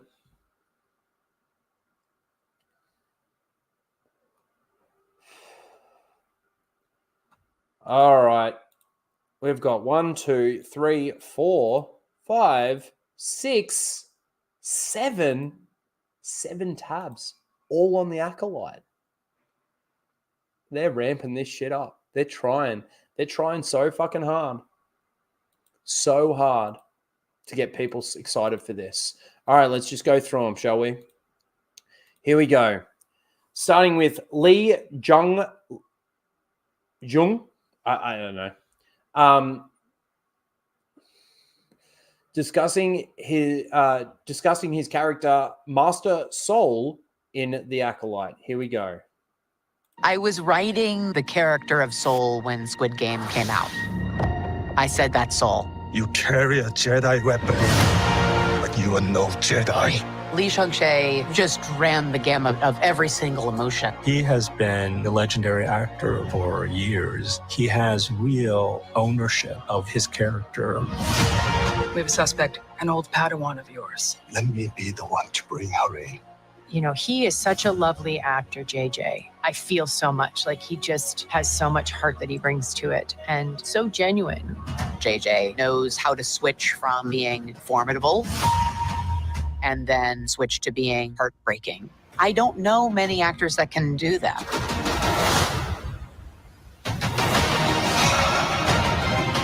Lee Jung-jae. The hand-to-hand combat stuff. We're going to watch the fucking clip that they released soon. It's one of the tabs. Why? Why in Star Wars? Chat, correct me if I'm wrong. Have we ever really seen hand-to-hand combat? Like kung fu, karate style combat in Star Wars ever?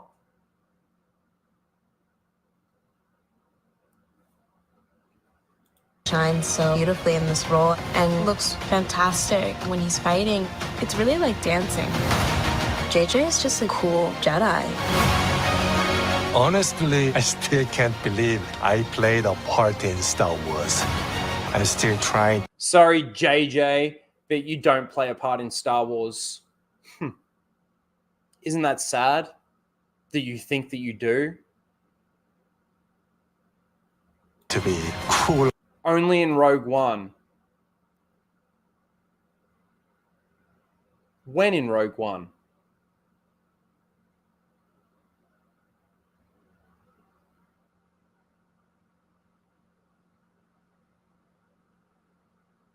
All right, let me ask you this, actually. Let me rephrase the question. In Star Wars, have we ever seen hand-to-hand combat between two Force-sensitive beings?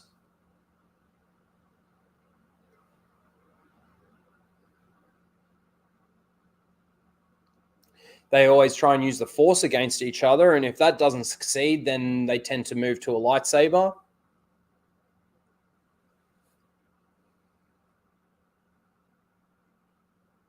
About it.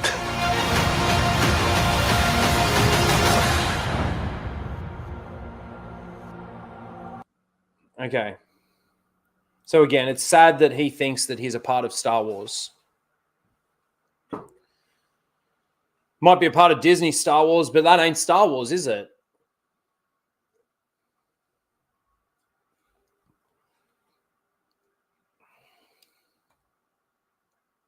And in all honesty, are they stereotyping? Are they stereotyping? I don't have a problem with stereotypes. But apparently, when we stereotype, it's racist, right? So does that mean they're racist? Because they're bringing in an Asian dude to do Jedi Fu?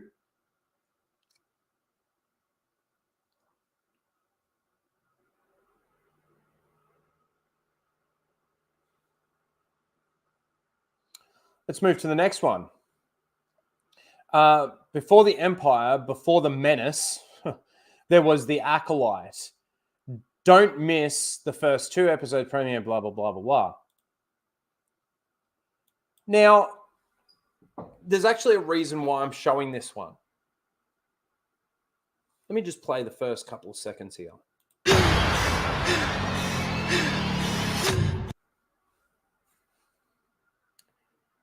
What do you guys see and what do you guys hear? Do you remember the trailers for all of the sequel trilogy, the Disney trilogy?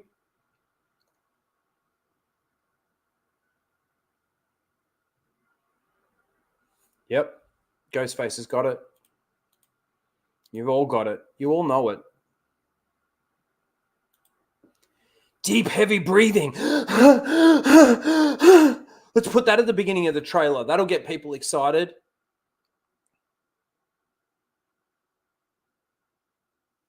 Close your eyes. It sounds like she's being pumped. Jedi are being... Still breathing. There's talking and then... Fucking hell. Wicked! Hey, Amanda. How you doing? Good to see ya. Let's take a look here. RIP Star Wars for $5 says... What's the point of lightsabers if you don't use them in close combat? 100%. That is the whole purpose of a lightsaber, right? That is basically Star Wars' version of hand-to-hand combat.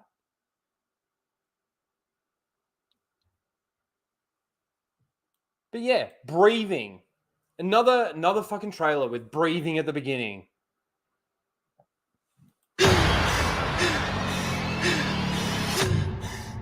Jedi are being murdered. I didn't do it! Please believe me!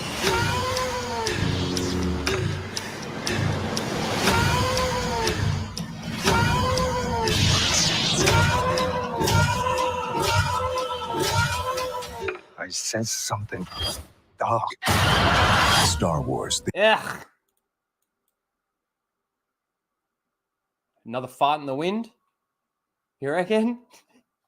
He gets sliced and he just turns into a green puff of smoke?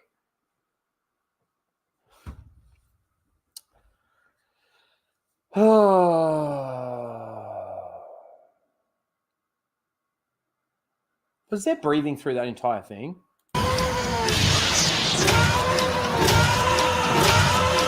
No. It looks horrible. I agree. It looks real bad.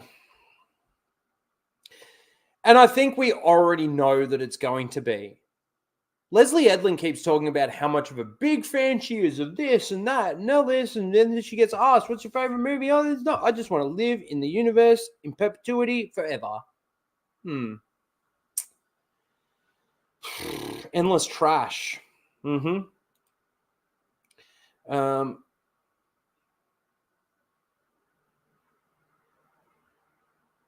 Oh, Jesus, Greg.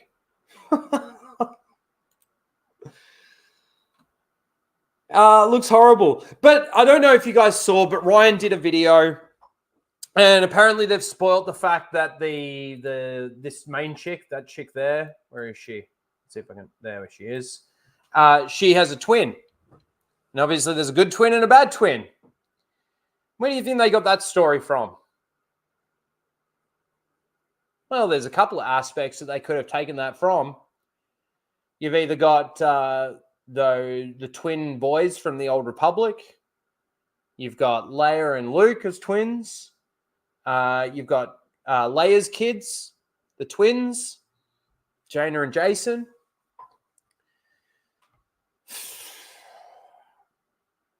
But yeah, apparently they've spoilt it because of the subtitles that they had on there, but then they removed because they realized that they've fucking spoiled their own shit. If you want, go and check out Ryan's video on that. I'm not bringing that up today, other than just now.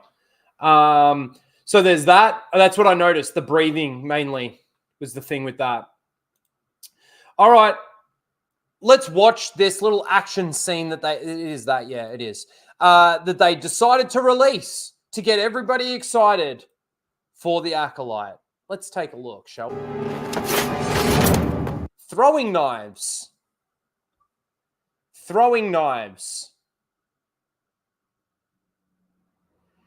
There's a moment in this where it starts to make me think of Crouching Tiger, The Matrix,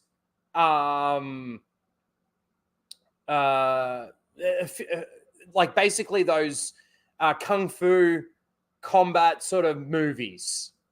And I'll get to the moment, but throwing knives, like really?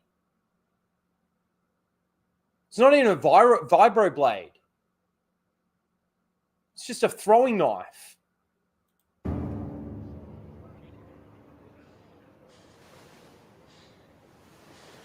Now, again, why throw it at the feet? Like, I need context for why she didn't throw it at him. Like, if he's advancing on her, like a throwing knife is going to stop you in your tracks. Especially if you've got the force. Because, again, she throws a knife at the ground, you keep advancing, and then she starts throwing knives at you. Well, there's either two things that you could do. You could either do the thing that Carrie-Anne Moss does in one of the trailers where she uses the lightsaber to deflect the throwing knives. Or, if they're good enough, they just duck out the way.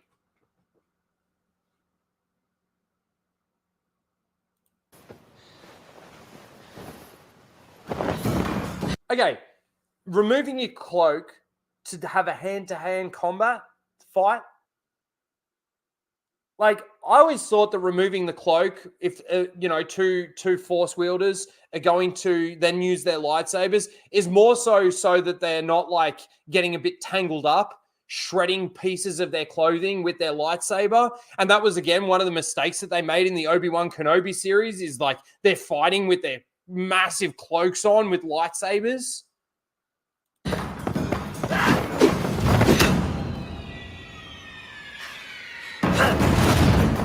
I hate that.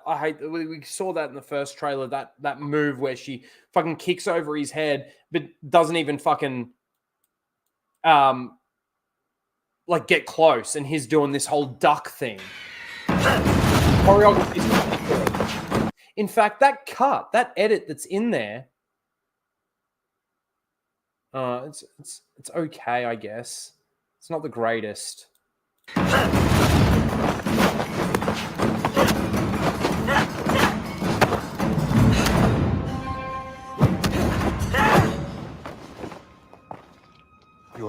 And then the pause in the conversation in the middle of the fight.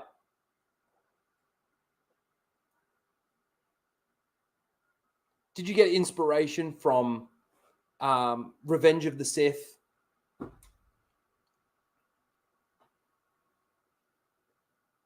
From my point of view, the Jedi are evil. Well, then you are lost. Like, is that where we're getting inspiration now? To put a pause in the middle of a fight so that they can have a little conversation? You attack me without a weapon. Why? That's a great question. Why?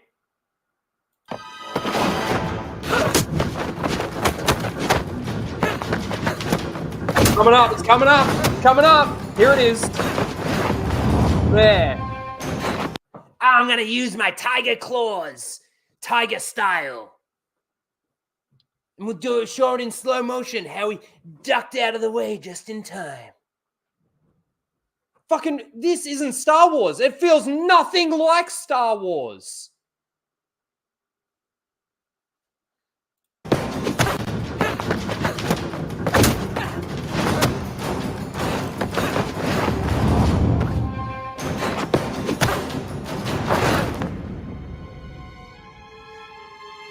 Oh, he's that quick.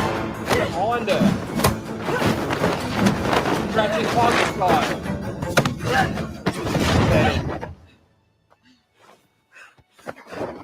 Oh, she's got no throwing knives. Where'd they all go? Oh, he took them all. He took them all. How gay is that?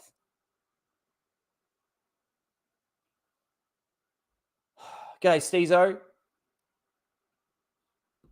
Too many cuts? I agree with that too. 100%. But it's not even the way that it's edited. It's not any of that stuff in regards to what the biggest problem is. It's the fact that we're even doing hand-to-hand combat, kung fu style, showing it the way that they're showing it, like, you know, that slow-mo tiger swipe. Like, it's just lame. It's lame. I don't have a problem with taking inspiration from other things, but you've got to make it your own before you can just do it. You've got to make it Star Wars before you can just do it.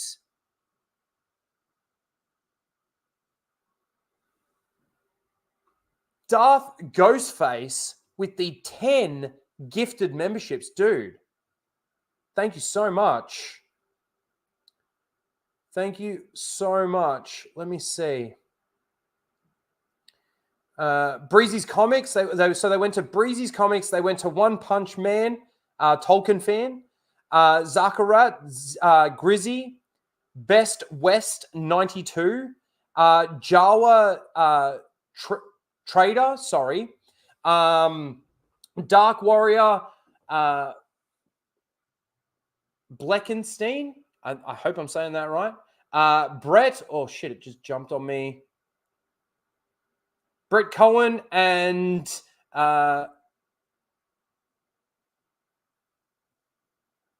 Breziker? I don't know. Second Fist. Thank you. Thank you so much for the 10 gifted memberships. Fucking greatly appreciate that. Big time. Oh, is Grizzy in the chat, is he?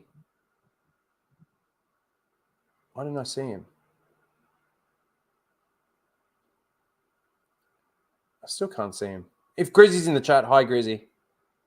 How you doing, brother?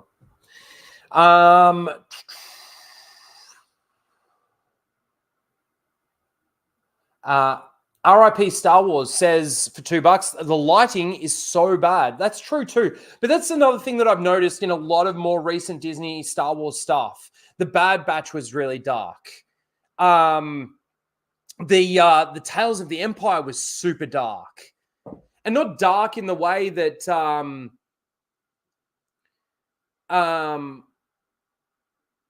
not dark in the way that it's like gritty and dark and the characters are like, it's a dark character. It's more like you can barely see it. You've almost got to squint, make sure you turn all the lights off in the house and just have the TV on and that's it. Yes, everyone smash the like button.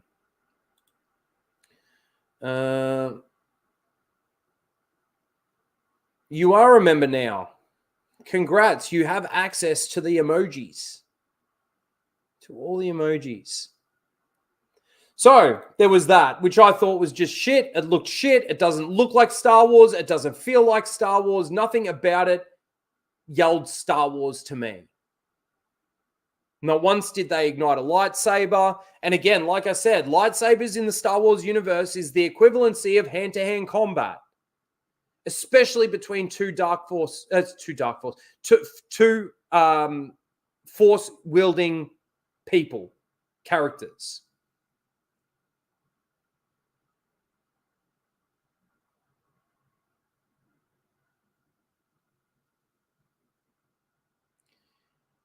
You get gifted a membership and not be online.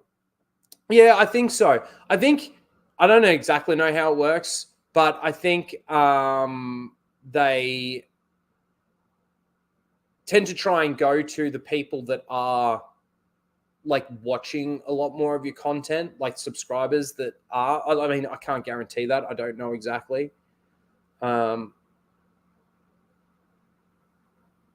That's true. That's why I see it too. Trying to hide the lack of CG and choreography.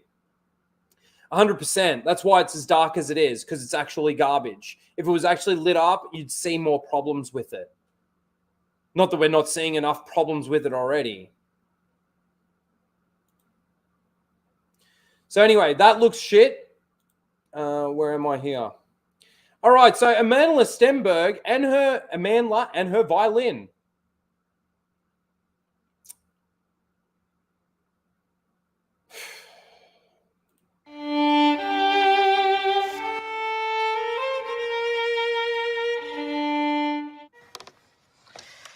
Again.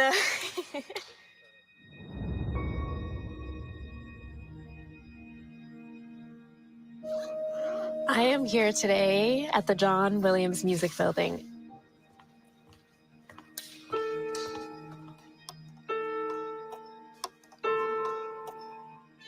I've been playing the violin since the 3rd grade.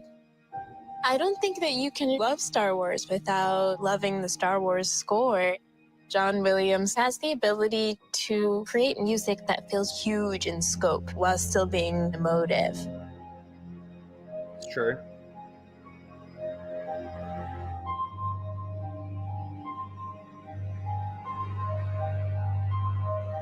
Of course he's going to say yes. He's getting royalty checks out his asshole. I was ecstatic when I found out. I mean, terrified. It's a once-in-a-lifetime experience, and it's something I'll hold forever. I'm so nervous. The violin I'm playing today is my grandfather's violin. I'm just going to try to drop into it and let the emotion of it sing.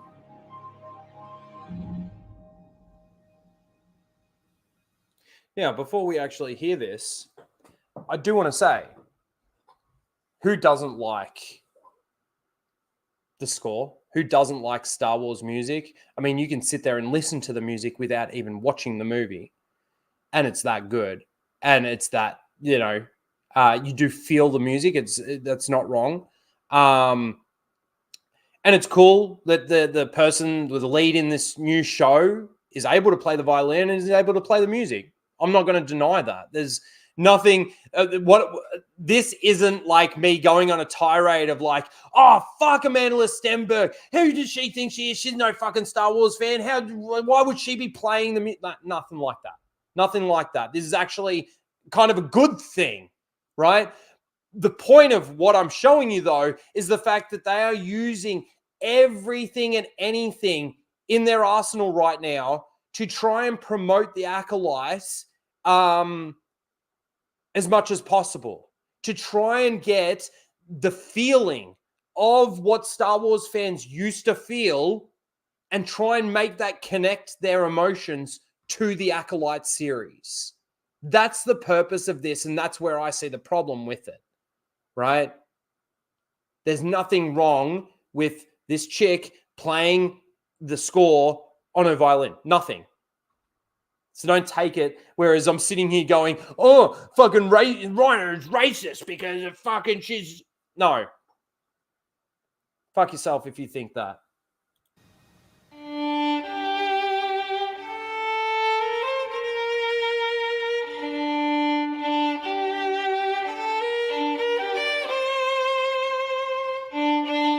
little too fast.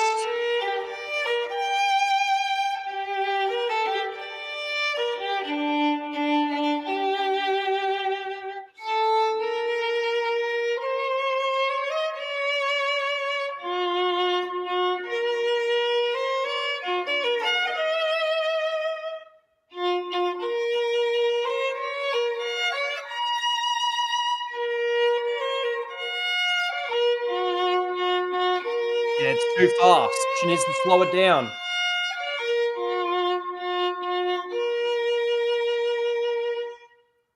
It was good. It was good, but it needed those pauses. You know what I'm saying? Like, especially at the beginning there. Let's just listen to this bit again.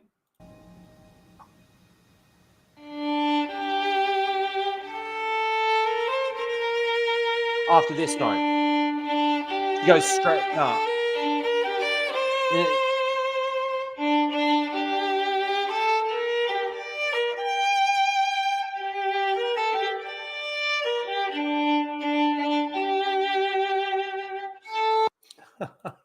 Right, just prefers a pianist.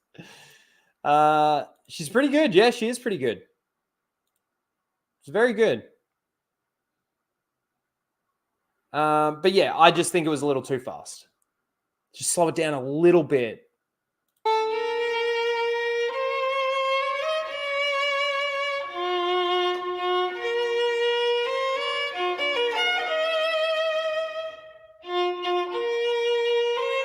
All right, let's see, just slowing it down by a quarter of the time. I don't know if this will actually make it better or worse.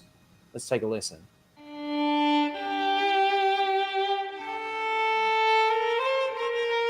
It needs to be a little bit faster now.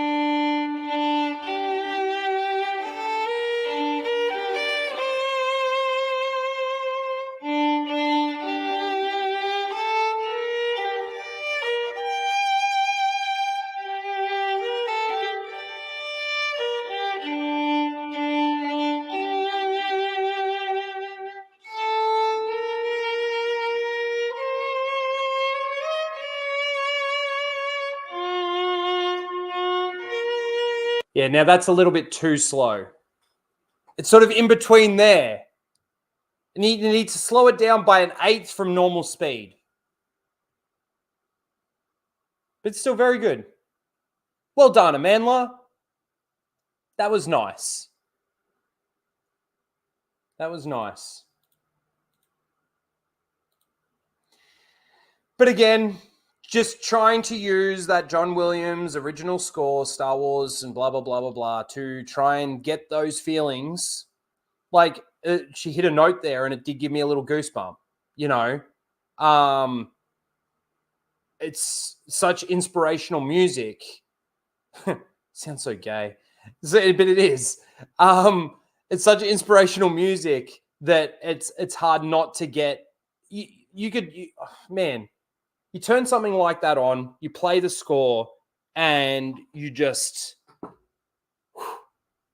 I don't know. That's what it does for me anyway. But again, they're just trying to use that to, you know, get hype built for the Acolyte. Cool. Amanda Stenberg, the lead of the Acolyte, can play the violin. And guess what? Because she can read music, she can play the score on her violin. Let's do it and promote that with the Acolyte. Cool. Okay. Here's one. Let's see if we can get through this. Let's see if I can read all of this.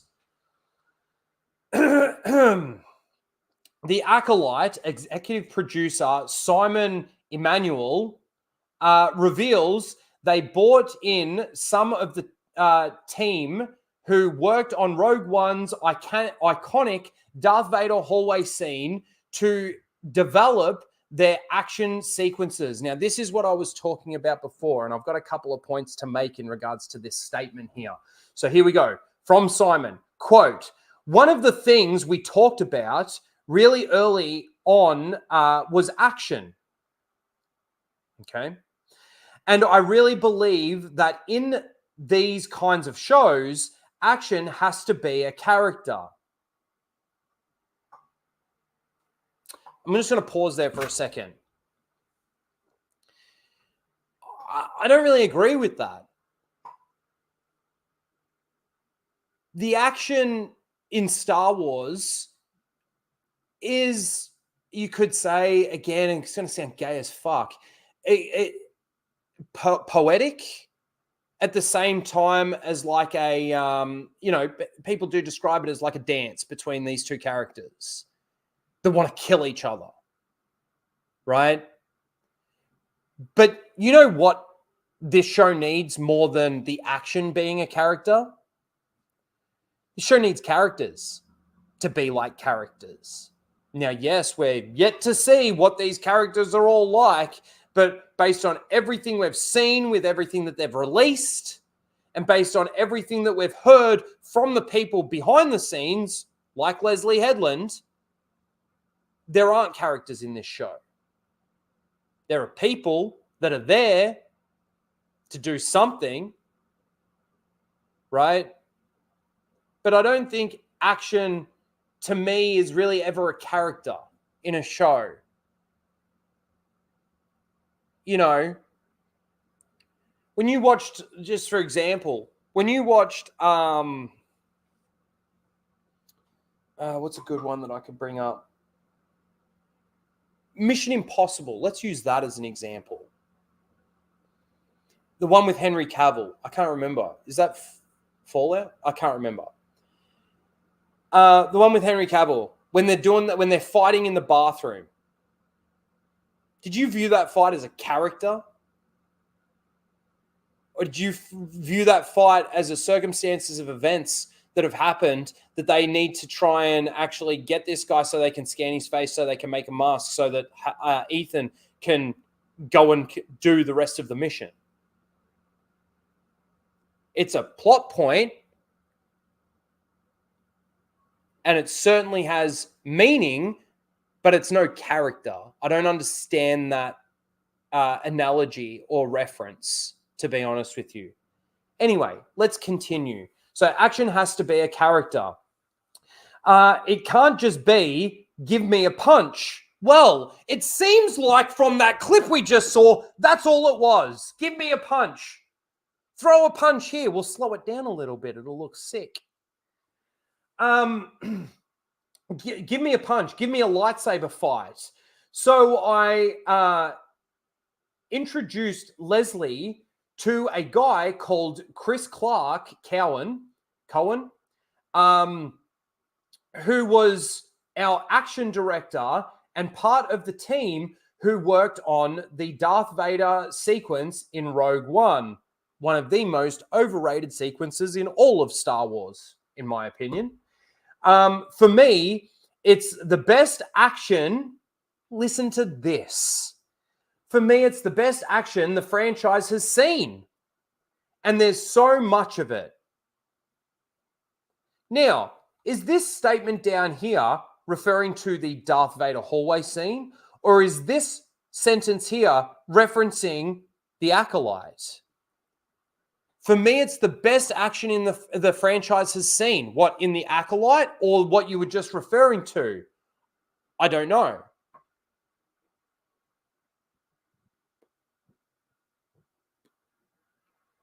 Because it goes on to say, and there's so much of it. Well, there's not so much of a hallway scene, is there? It's, what, 30 seconds, if that?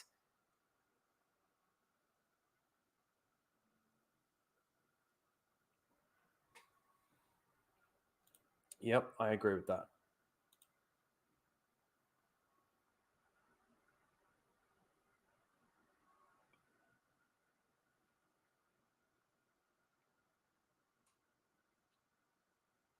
So anyway, I'm just sick of these people saying like, this is the best thing that we've seen in Star Wars, or this is the best fights we've seen in Star Wars, or this is the best, this is the best, this is the best. No, there's not too many fights in Star Wars that can go up against the Duel of the Fates. There's not many fights in Star Wars that can go up against Empire, Luke and Vader in Empire, or even Luke and Vader in Return of the Jedi. There's not many fights that can go up against Vader and Obi-Wan in Revenge of the Sith. Those fights had meaning. They weren't characters, but they had meaning. They were so important and relevant to the story. I'd say the most lackadaisical one out of all of them is from Attack of the Clones between Yoda and Palpatine. Still a decent fight, and I still enjoy it.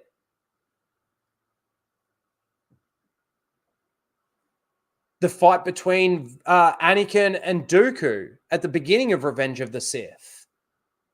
Another great sequence. It's not a character so much. But nothing that I've seen so far in any of the trailers or any of the shows that we've had so far, whether it be Ahsoka, Obi-Wan Kenobi, Book of Boba Fett, Mando, all 3 seasons, any of the animated stuff, Clone Wars Season 7, even that fight between Ahsoka and Maul has got nothing on any of those fights that I mentioned. In fact, there's only one fight that I would put the fight in between Maul and Ahsoka in Clone Wars Season 7. There's only one from the original 6 movies fight that I would put that fight above. Do you know which one it is? I've mentioned it. It's Yoda and Dooku. As much as I don't mind it, and people had a problem with the flipping around and, Yoda jumping on here and jumping there and all of that kind of shit. Tyrannozilla, you out of here? See you, dude. Have a good one.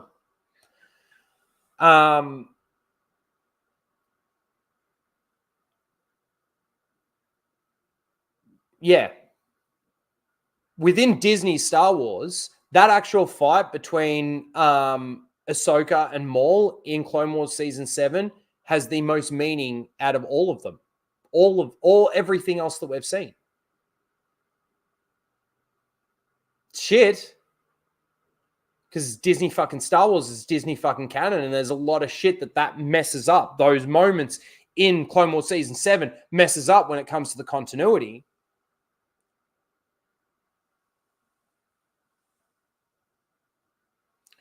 For Ghostface, nothing will top the Luke versus Vader lightsaber duel from Return of the Jedi. In all honesty, that's one of my favorites.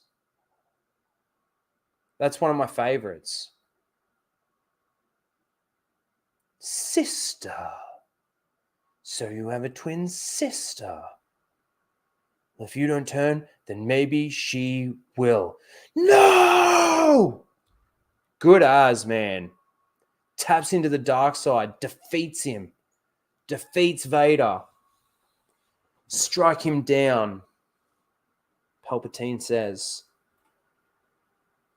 And Luke is powerful and strong enough to say no. How good is that fight?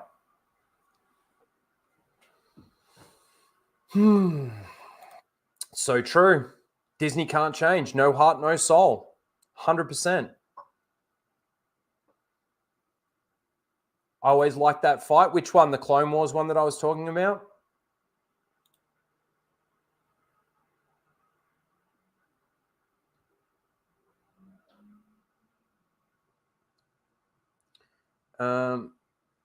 Episode 6 has the best ending, though. Yeah.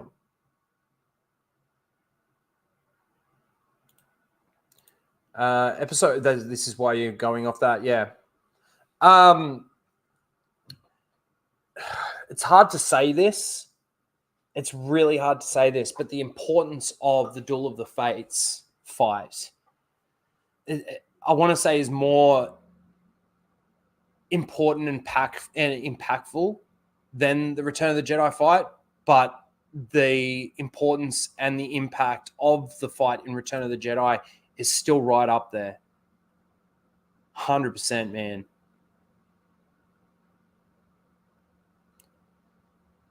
100%. But anyway, moving right along. So I don't like the description of fights in Star Wars having to be depicted as characters. I don't really get that, and I don't really understand that. You know, I can understand like the Millennium Falcon being a character because it does have a lot of character. And it's not because it was implanted with a fucking weird-ass sexual droid that fucking, what's his name, had.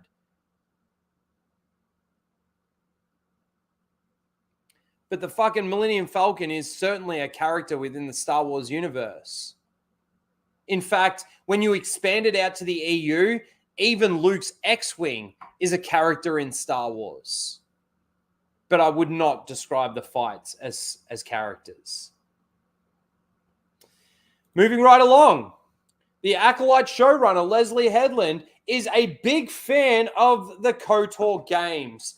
Darth Traya was an inspiration for the Sith in the series. Bullshit. Bullshit.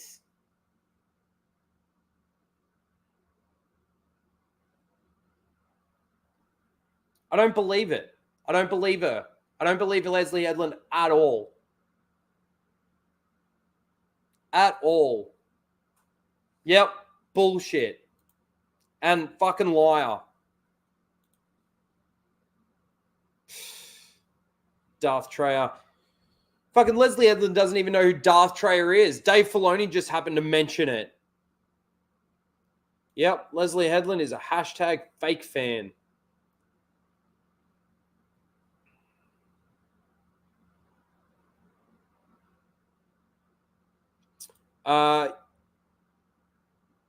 You are right, but the fight had meaning and consequences. 100%. All of them. No true with D. Yeah, that like this is the thing. A lot of the fights, a lot of the lightsaber fights in again the original 6 movies and stuff like that, they all really had meaning. And they all really had consequences. You know, you just think about, and it's not even a long fight, but you think about the fight between Anakin and Dooku at the beginning of Revenge of the Sith. Man, had a lot of meaning, and had a massive consequence.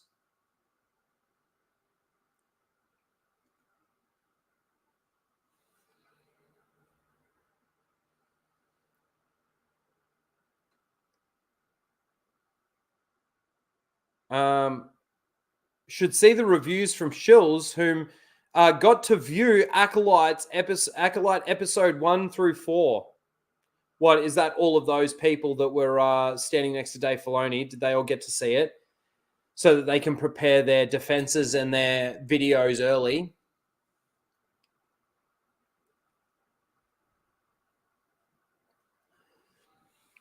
But hang on, they said that they weren't shills. Isn't early access to something like the result of being a shill? What is this link that you've put in here, Alora?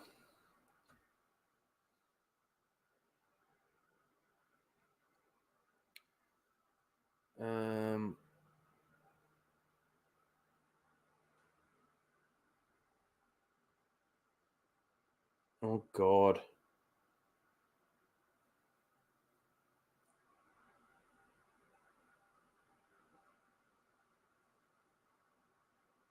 All right, let's read this. Thanks, Laura. Hang on, before we get to that, is there anything more? All right, let's watch this. I think this is the last one. It is. This is the last one. So, new behind the scenes look at the Acolyte. You see how much stuff they're putting out? You see how much stuff they're putting out? How much hype they're trying to build?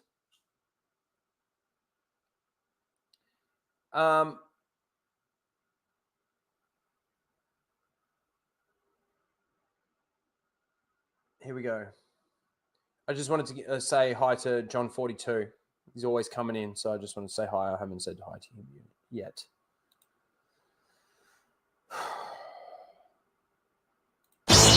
It's pretty incredible to play a Jedi. The Acolyte is very much an action-packed mystery in the world of Star Wars. Oh, the action-packed mystery. So the action's just designed to distract you from the lack of character. Last night, a Jedi was murdered. It doesn't make sense. And the Acolyte, Leslie, takes you on an adventure that lets you inside what she loves about Star Wars. Chief Creative Officer. So when it comes to the criticism, look at his fucking jacket. Who wears something like that? So when we go to criticize the Acolyte, we don't just criticize Leslie Headland. This is on Dave Filoni, Kathleen Kennedy, and everybody else there as well. Our show takes place during a time period before George Lucas's prequels. It's farther back on the timeline than we've ever done live action. The story is fueled by...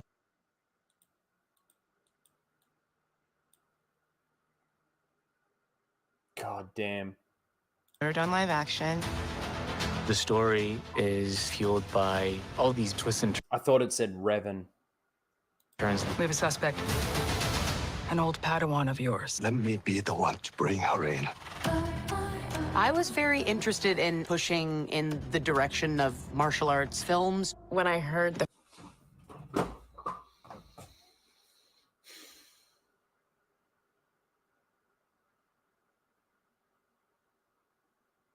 Well, that's pretty obvious, isn't it?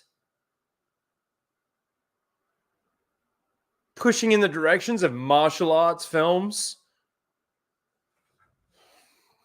Oh, that's a great question. But why? The first person I fight was Carrie-Anne Moss. I had a heart attack. Why? Because she fights in the Matrix? See that slow-mo again when she goes to try and grab the lightsaber? This is what we've got to look forward to. They're fighting like how these two were fighting earlier. Watch Carrie-Anne moving the feet back because she's trying to swipe at her feet. What is this? This is so far removed from what Star Wars is. It's not Star Wars.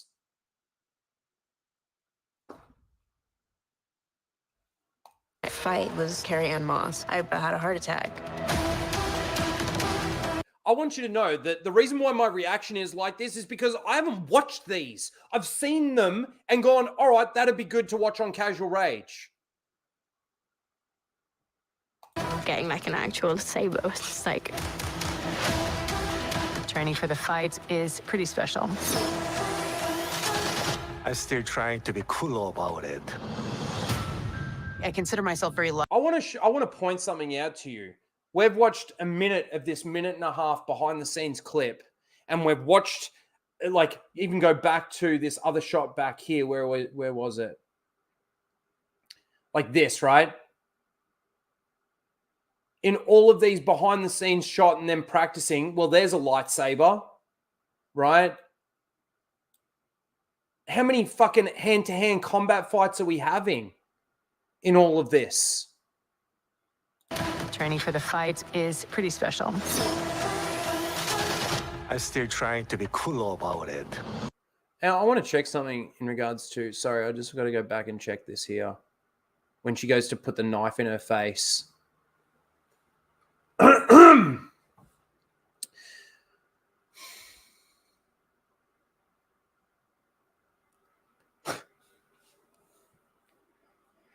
I'm going to ask you, the chat, what's wrong with what we're seeing, this still shot here? What's wrong with that?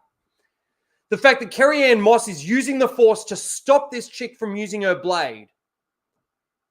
What's wrong with it?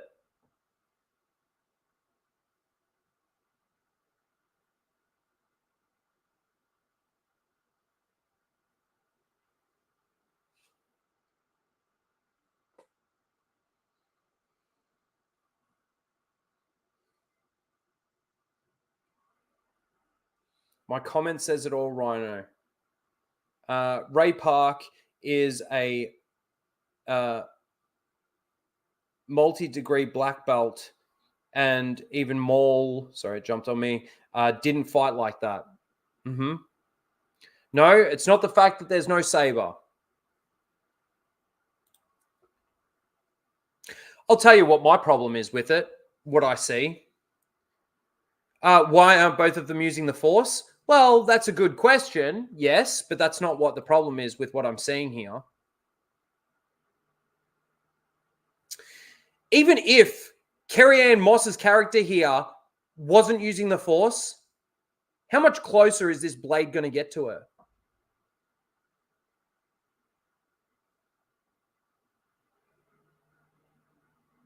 Her arm is fully extended. That's as close as she can get. They're fucking got it. You actually got it. Both of their arms are fully extended. What is that knife going to do?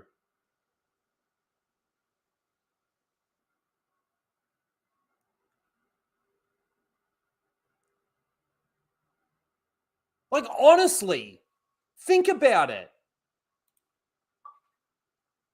It looks stupid. Mr. Bantham got it as well. Fully extended arm. Both of them, in fact. That's how far away they are. You can fit 4 people in between them.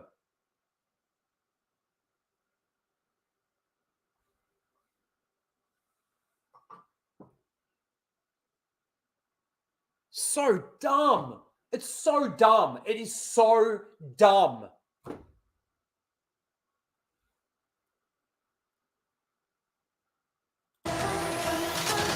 I'm still trying to be cool about it. I consider myself very lucky to have Amandla as May. She's a mysterious figure on a path for revenge. You just can see how dedicated she is. I'm so excited for your fans to see the show.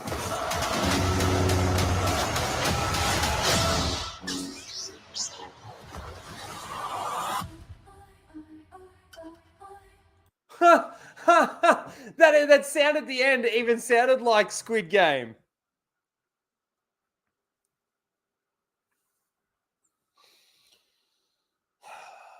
This is hard. This is really hard. It's so stupid. So stupid.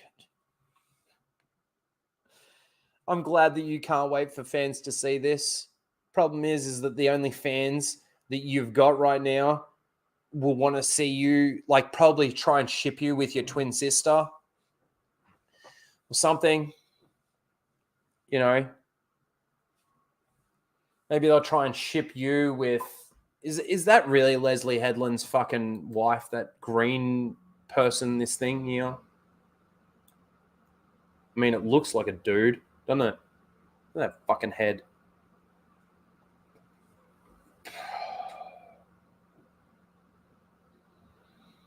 Oh. God, yep, it is. Fantastic. Is she even an actor? Or did she just get put in there so that maybe she's the queer representation that's in there? All right, let's go over this thing that Alora sent me. There was also Mike. I saw a couple of DMs from Mike Hill. Let me just see what he sent me.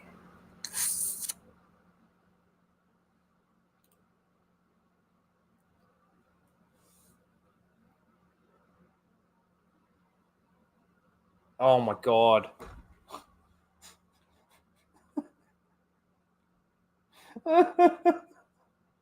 I don't know whether or not to laugh or cry. All right. Okay.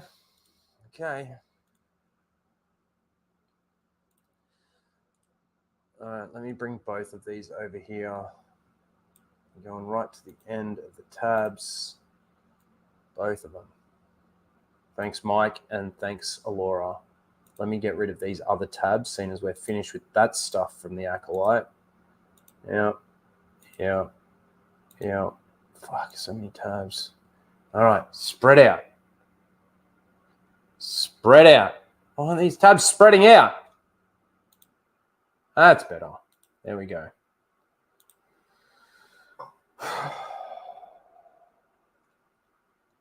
Okay, back over here.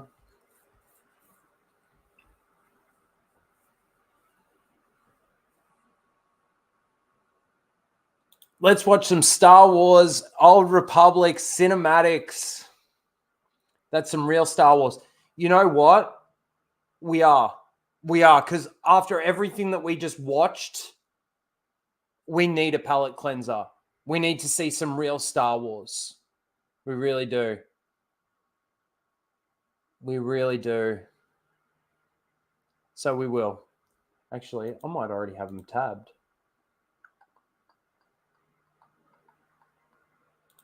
Ooh.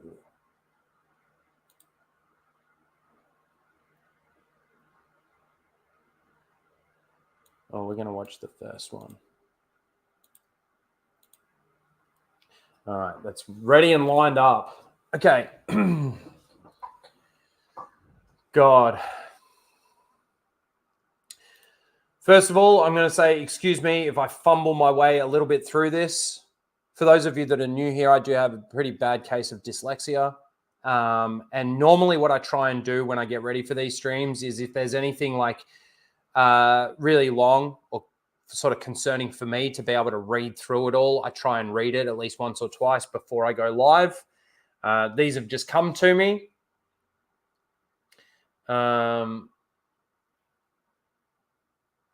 So yeah, here we go.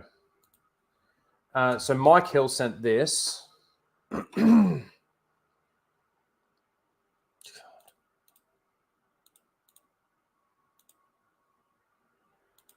Fucking, again, pronouns in bio.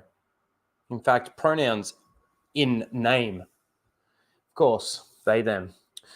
The Acolyte is the Force-sensitive version of Andor. The cast is stellar. The writing of each episode is jam-packed. Practical sets and amazing costumes, as well as sound effects work.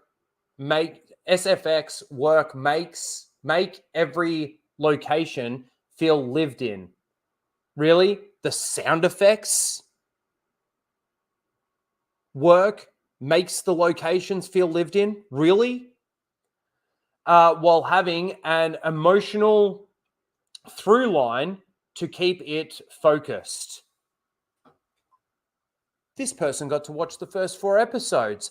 I wonder why. I wonder why. So I don't think that any of these people have done videos or are allowed to do videos. Correct me if I'm wrong. Anyone that's seen anyone do videos yet? But this is how they've basically done their reviews. Non-spoiler, very broad, very overviewed, and, you know, cool. Practical effects, action-packed.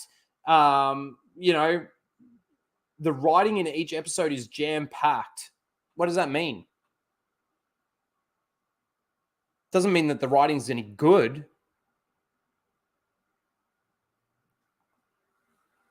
So this is the first one.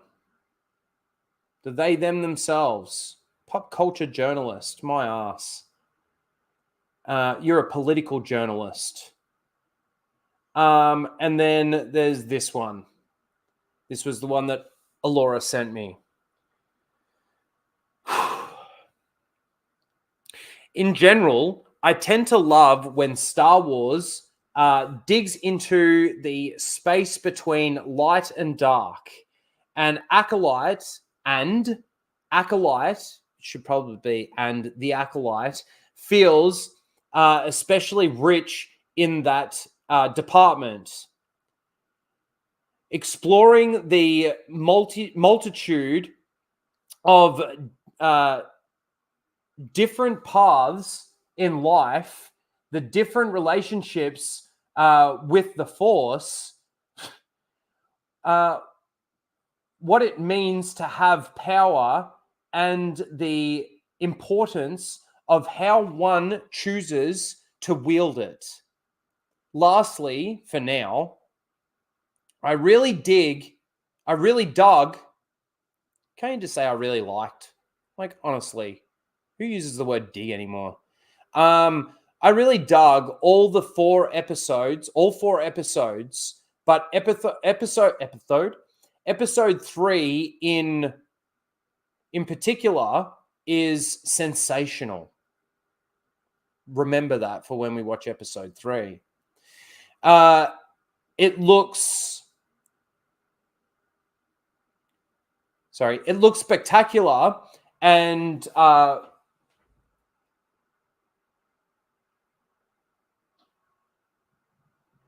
features loads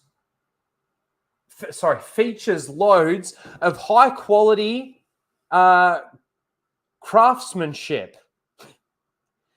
But there's also an especially steering display of raw human emotion and complexity in episode 3, obviously. Something that I think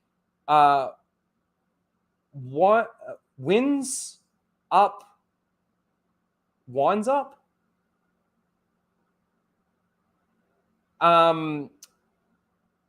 bolstering all of the other episodes. So really, it's not really nothing. It's not really anything. This is, again, just a bunch of word garbage. But these two people got to see first 4 episodes early. God, I was hoping for pronouns in the bio.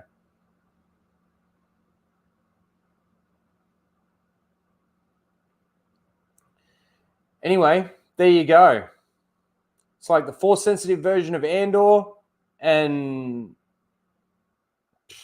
I don't know, man.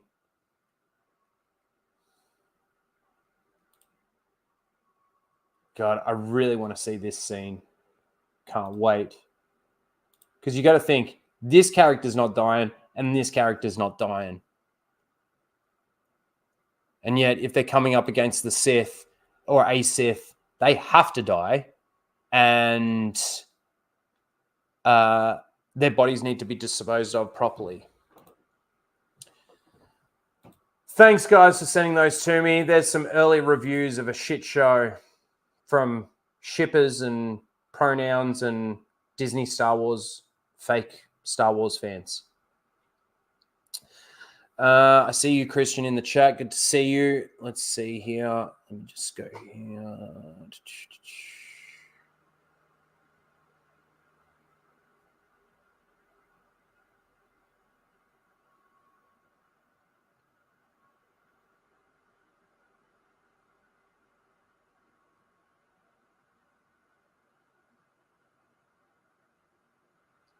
Lethal for $5. How you doing, man?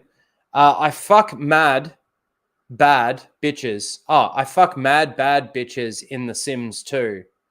Call me Shaka Zulu. Okay. Shaka Zulu. Thanks, Lethal.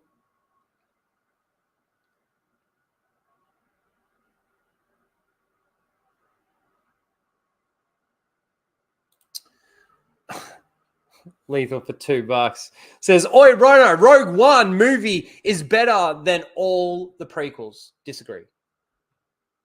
I disagree. Thanks, Lethal. There you go.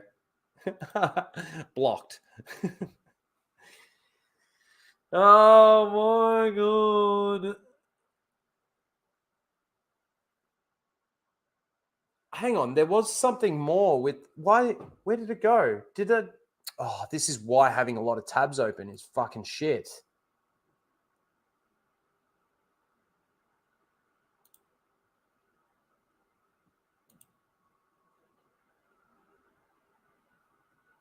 Oh my God.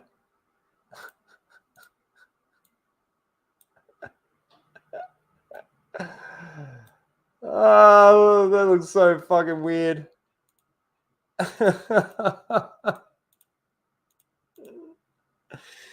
Oh, there you go. Thanks, Laura.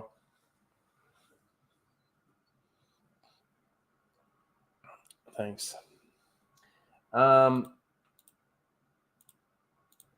Yeah, I don't know what's happened to it. Fuck.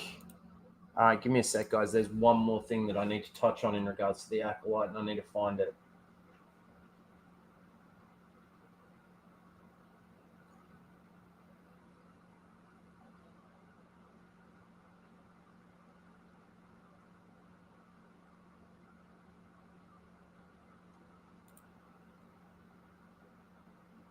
There it is.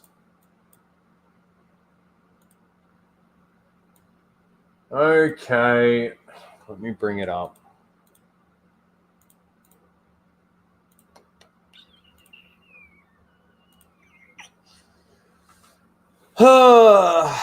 First look at the lightsaber whip in the Acolyte. First of all, I mentioned this in a tweet when I first saw people talking about it. It's not called a lightsaber whip. It's called a light whip, and it has nothing to do with a lightsaber. Nothing. A light whip isn't, and correct me if I'm wrong, but my understanding of a light whip is it isn't powered by a kyber crystal. It's not a lightsaber that turns into a whip. It's a constant light whip.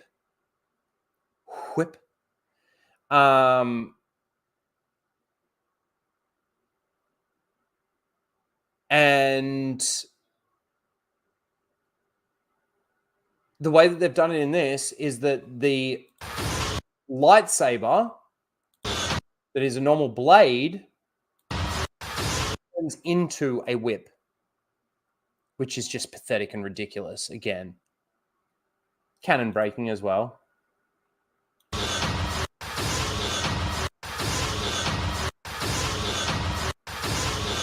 All right, that's enough.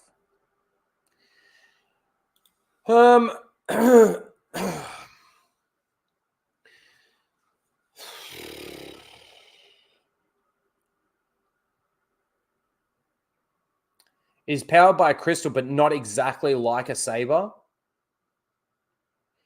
Is it a kyber crystal or is it a different type of crystal? I thought they were I thought it was a synthetic crystal, like it wasn't actually like the same, exactly the same type of crystal that powers a lightsaber.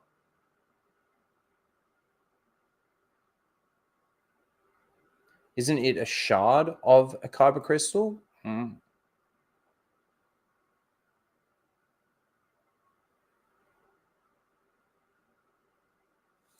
A lightsaber that goes limp. Yeah, as soon as they mention this and the way that they're doing this, where even if, let's say, it is a kyber crystal, it is a different crystal. Okay, different crystals. Yeah, I thought it was. It's got to be powered by something, right?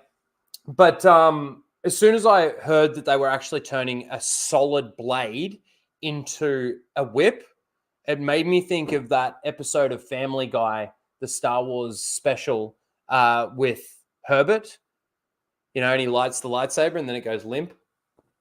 Made me think of that. Anyway, I just got to show that because fucking stupid. And it's, again, more canon and law breaking shit just there. All right, let's get rid of that.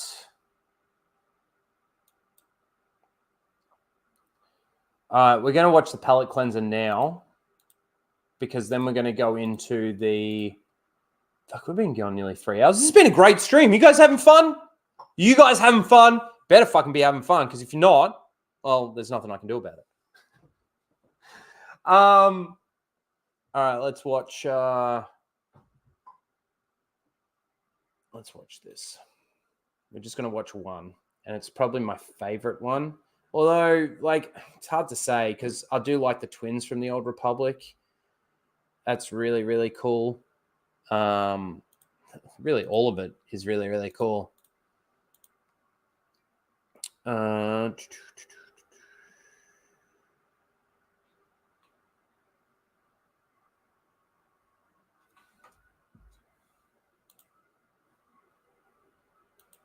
Here we go. Palette cleanser.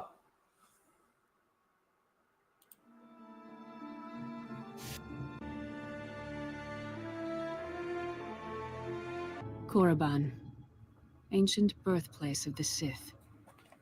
We believed ruins were all that remained. In Disney canon, it's Moraban, not Korriban, because they just have to change everything, make it the same. Of their evil empire. I swear, I had no idea what was in those crates. I'm innocent. You were smuggling Sith artifacts, Captain. Fine, keep the artifacts. Just give me back my ship. Eyes front. Just inspecting the troops, Corporal. Sotil, what's wrong? Ha! So misogynistic. I sense a great darkness. It's a teal. She's powerful. Here they come.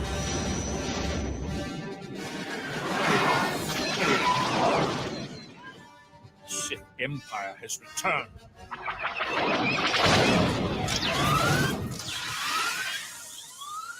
We must warn the Republic. Our shuttles can't outrun those fighters. Well, guess who's got the fastest ship in the sector? Station defenses free. All hands evacuate.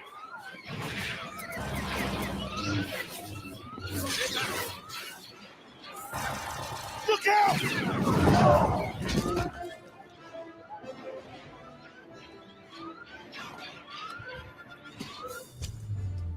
So cool.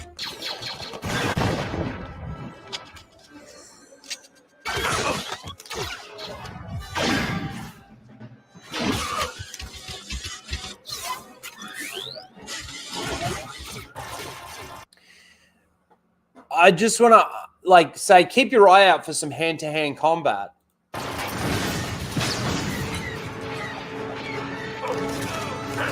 Yeah, spin move.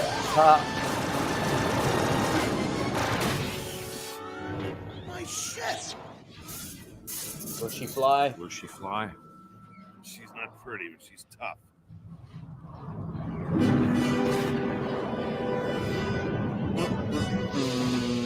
Captain, prep your ship. This is our fight.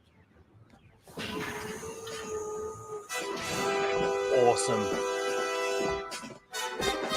Awesome. T7, cut the iron cannons.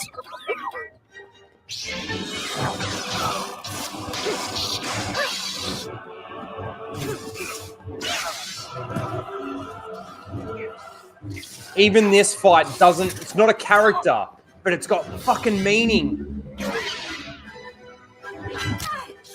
And it's so well done, bringing in force stuff. Force push, force lightning. All while dueling with a lightsaber. Fucking amazing. Go, Sotil. You must walk a different path.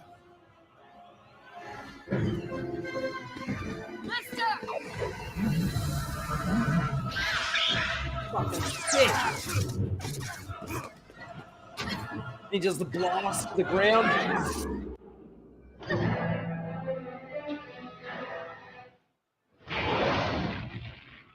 On those guns, now! Did the audio change for you?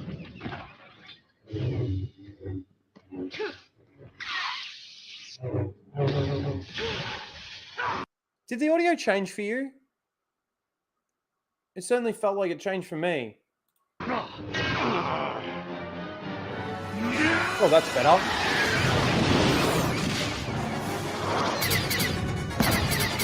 Came back. This bit. The jump. Oh, get away. And then that. Fuck yeah. All right, now it's just you and me. Forget the master.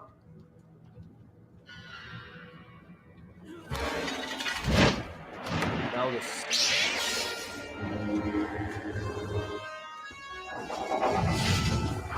Storm uses the force. Uses the force. Tries one more time. Yeah.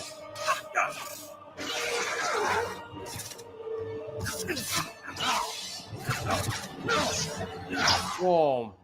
And Satele feels it.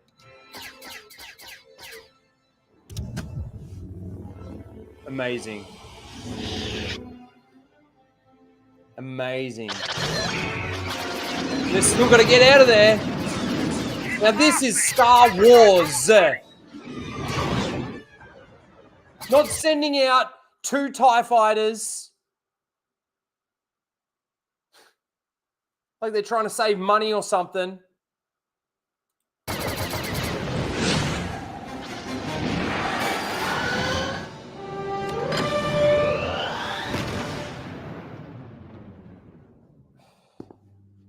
They've escaped, Master. You failed. No, Malgus. This is only the beginning. Yes. After 1,000 years, Korriban is ours again. Welcome home. Kills him. Fantastic. Fantastic. We're going to go straight into the next. We're going to watch this next one.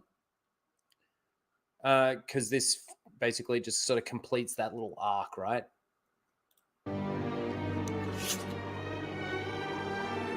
For centuries. The stream hasn't been fucking ripped down or anything, has it? No, good. Might get copyright claimed, but who cares? Stream's already demonetized. You know why? Because I fucking talk like They this. came bounding over. Fuck off! Fuck off! Disney! You fucking cunt! Yeah. There was a super chat that I missed.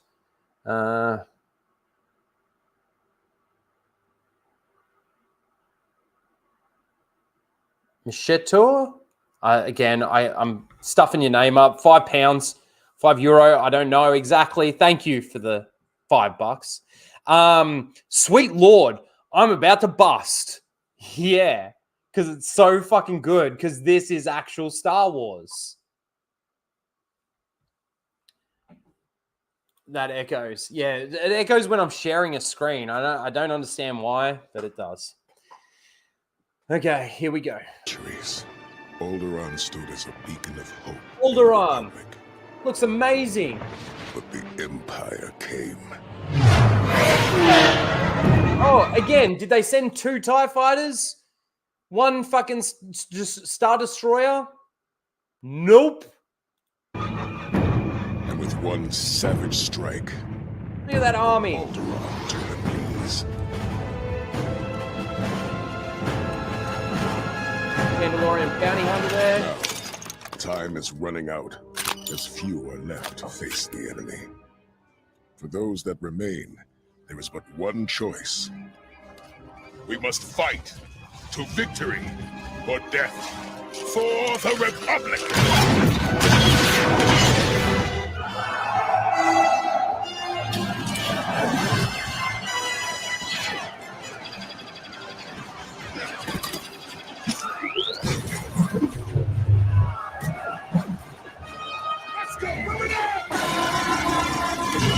Fuck yeah.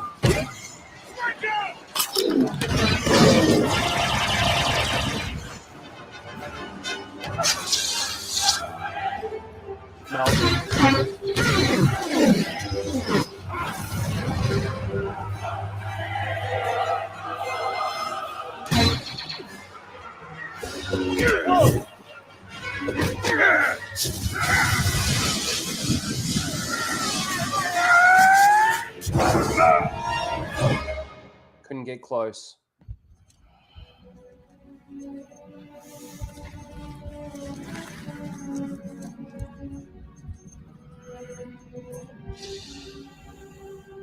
Now, I'm not talking about this bit of slow-mo here, but you know how in that other thing with the tiger claw and the slow-mo that they did in that trailer, right? This is how you do slow-mo in Star Wars.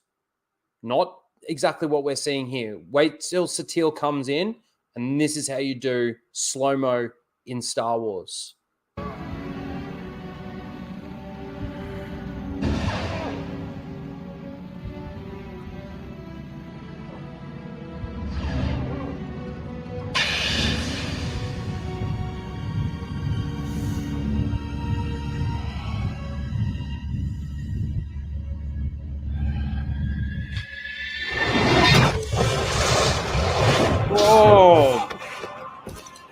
That's not all as well.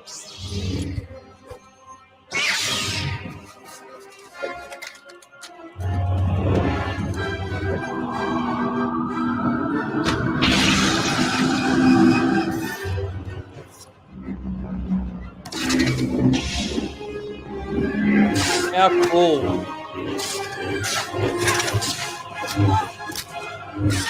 Fuck you, Malgus. Fucking, you can. The great thing about it too is when you watch Satele and the way she moves and uses her lightsaber, you can almost tell that she's a light side user. When Malgus comes out and it's like full on like rah, you can tell dark side, right? Like it's shown in their mannerisms of how they fight and everything, which makes it so fucking great as well. Like the way, yeah, look, this. Oh my.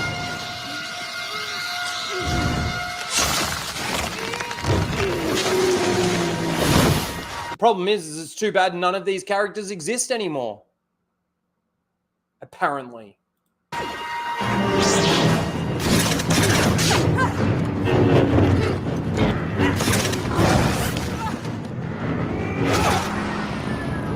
Now, we're about to get a very unique force ability that I bet you, like, a very limited amount of people would be able to do something like this. But yet, in Disney Star Wars, it would just be okay for everybody to be able to do this.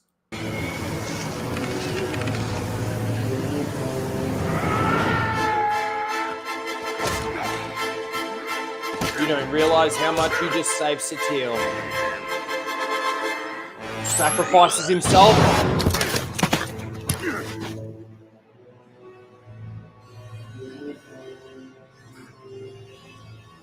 And here we go, we charge it up. Oh.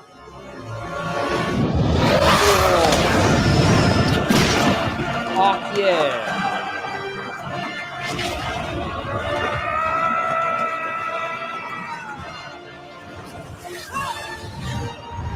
Oh, imagine being hit with that.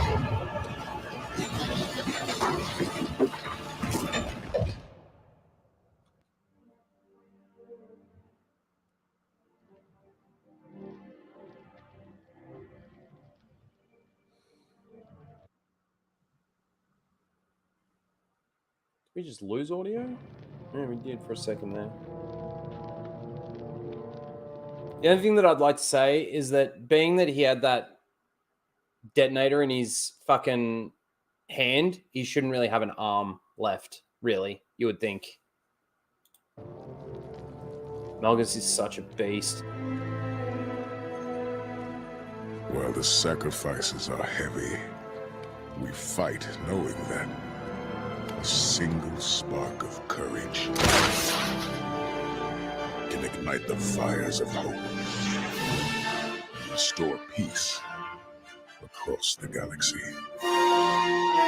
Now that's Star Wars.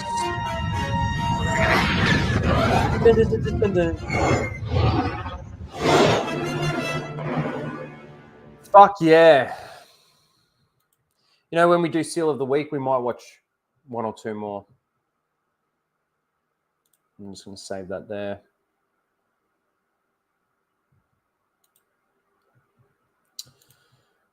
All right. Now, look, you know, I was saying that the Acolyte, they're really trying to push a lot. They're trying to, you know, put so much out there, almost overwhelm you with trailers and clips and behind the scenes and this and that and everything else to distract you from the things that they're actually saying, first of all, but also to almost distract you from the garbage that they're about to show you. And basically, even in the trailers, like the terrible dialogue and the shitty, like it doesn't tell you what the story really is. The trailers don't anyway. The people behind the scenes and Leslie Edlin, yeah, they've talked about it fucking a million years, but they don't show us anything, right? So it's very similar with this Deadpool and Wolverine thing. They're really trying to overwhelm you with a lot of promotion and a lot of this and a lot of that, And I don't know whether or not it is to distract you for the same reasons or not, but they're doing it anyway. I must admit, in this day and age with social media and everything the way that it is, obviously there's a lot more that they can put out, and we can see a lot more than we ever used to be able to. So Ryan Reynolds releases a disclaimer for Deadpool and the Wolverine. Now, we're not going to read it. We're going to let him say it. We're very excited to be joining you July 26th. Many of you are very excited, but we should set the table correctly. This film is as paper thin as a sequel to Battlefield Earth. We're mostly going to beat each other senseless, make enemies with Disney, tell a few dick jokes, make a few jokes at my expense, make a lot of jokes at Hugh's expense, and completely sidestep Marvel's mandated after-credit sequence, which, if you haven't figured it out yet, is always just a commercial for another movie, which will invariably end with a commercial for another movie. So sit back, relax, let us lower your IQ and raise your heart rate while we travel to a vapid dreamland, a place where grown men and grown women walk around in tights and act like it's not a giant cultural cry for help. This is cinema.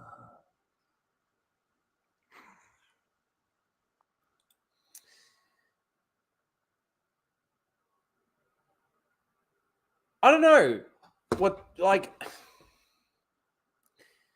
this is just the way the Deadpool, Ryan Reynolds and playing Deadpool kind of is, isn't it?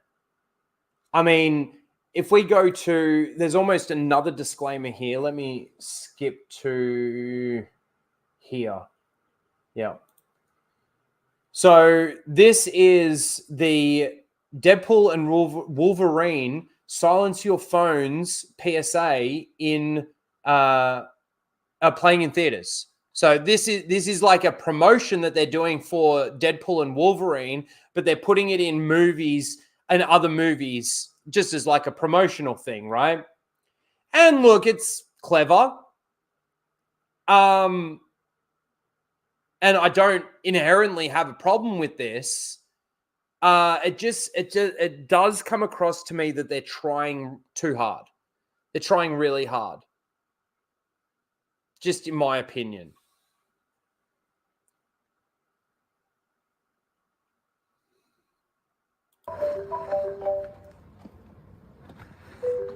It's coming from out there. Hey, Bob. You're in a movie theater, not the off room in your mom's nursing home.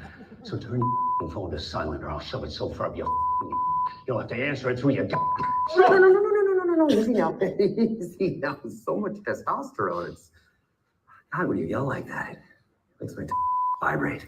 Oh my God. At least I think it's my Listen, just turn your phones off or put them on silent. You know, whatever you prefer. I'm gonna take his neck veins for a walk now. Enjoy the film. Nice fourth wall break back there. I didn't think you had it in you. Shut your mouth. No.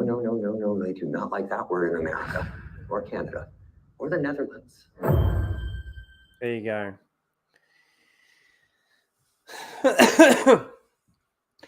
This is hard for me. I used to like Hugh Jackman. Seeing him with his whole climate change fucking political talk and shit in real life really pissed me off with Hugh. And I don't like him anymore because of his fucking, like, the bullshit that he spews. He wants you to go and buy this fucking, I don't know, Fauci's book and all of these other people's books and stuff like that. And he is a big climate change fucking activist, right? And I'm one of those people that's like, climate change is fucking bullshit. And I like Ryan Reynolds and I like the character of Deadpool. I like his character of Deadpool. So it's hard for me to really not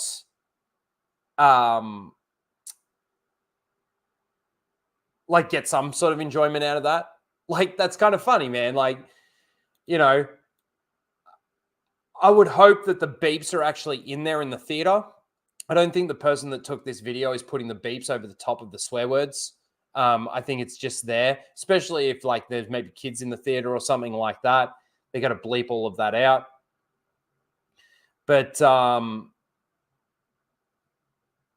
yeah, look, it is hard for me to not find that funny and like think that that's kind of, it's a good way of promoting the movie. But it's a lot. It's a lot. Like I said, you've got that PSA, or the disclaimer, I should say. That was the PSA that we just watched. And then there's this. I think I watched all of this one. Let's see. Life is a mystery. Hey, Bri. Hey. Hi. Got you something. Oh. Tony Award bribes. Whoa. All right. Wrong envelope. Oh, yeah.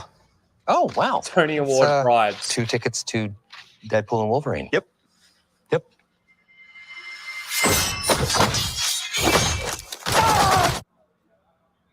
Thought we could go together.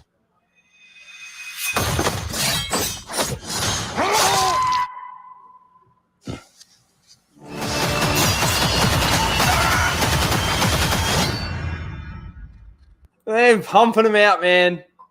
Pumping them out. And then last, there's this one. A Heineken ad. Whoa, whoa, whoa, whoa, whoa, whoa, whoa, hold on. You don't want to do this. Oh, I promise you. I do. What have you done? Don't get mad. I borrowed some adamantium from your claws, and I made us something special. Yeah. We can make it if we try. Heineken Silver. All the taste, no bitter endings. See? Isn't this better than fighting? Nope. Again, it's hard for me. It's hard for me.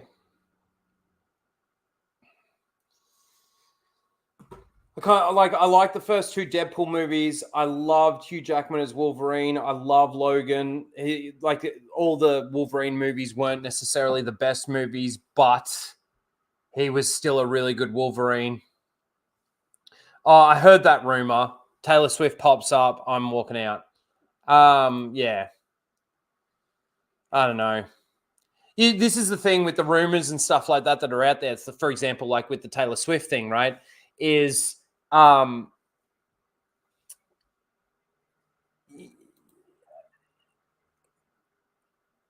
if it happens, then it happens, and it's kind of the whole thing of I'll believe it when I see it.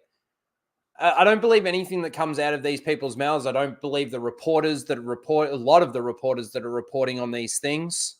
I don't think that there's anything specific that's come out from Marvel, Disney, anything like that. It's all just speculation and rumor, right? So Taylor Swift is overrated as fuck. Yeah. Yep.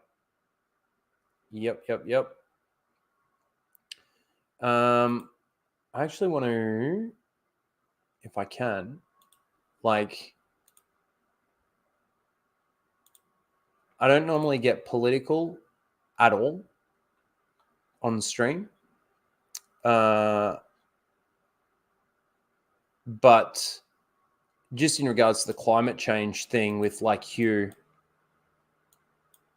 I wish he would follow the science and the people that know. But I came across this, and I've been showing a lot of people this because I've got some people at work that think the climate change is real, like the vaccines and all of that sort of thing. You got a guy that just took his 6th or 7th booster. I don't know. He'll probably be dead soon. But look at this.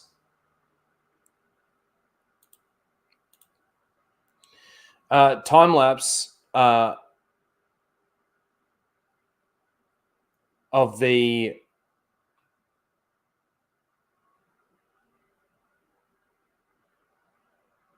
rising sea levels caused by climate change between 1986 and 2020. So they've been talking about it for fucking years. I saw a fucking clip from a news report back in the late 80s or early 90s or something, and they were basically talking about climate change back then. So watch the coastline here. Let's turn the music down.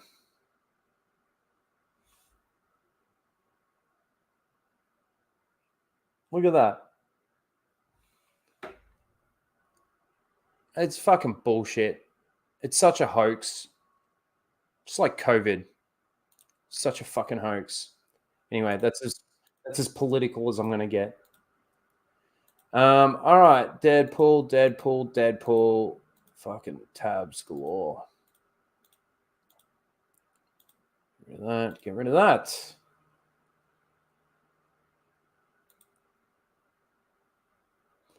All right, I think we've watched this before, but Stargate, I want this.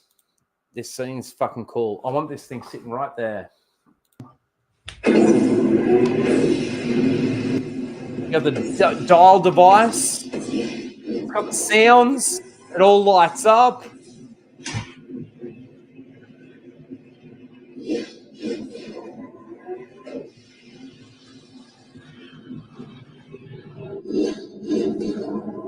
Even the things move. I wonder if you put in a wrong address if it doesn't work. It spins.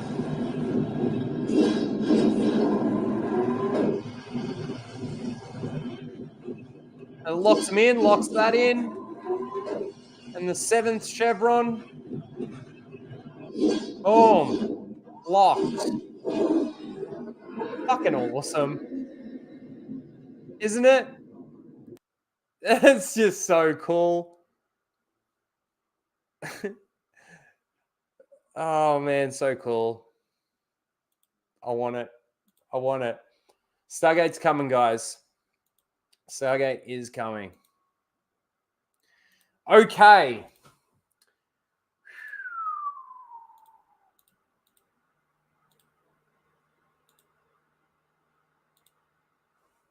I might save. Hold on a second.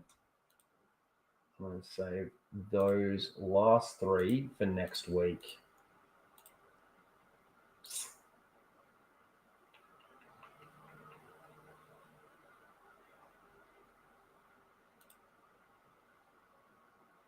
Yeah. We got 3 seals of the week that I'm going to save for next week. We're going to change up seal of the week a little bit for this week. We've been doing a little bit more of this recently. So let me play the thing. Let me do the thing. The thingamy thing. The thingamy bob.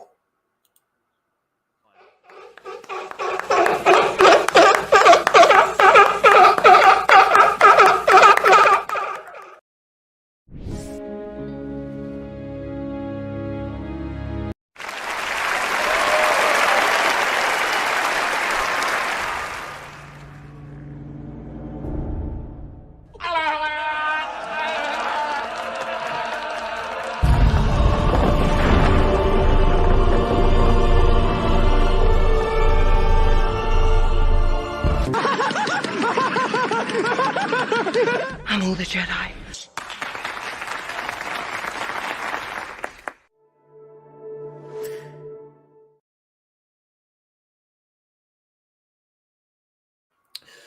All right.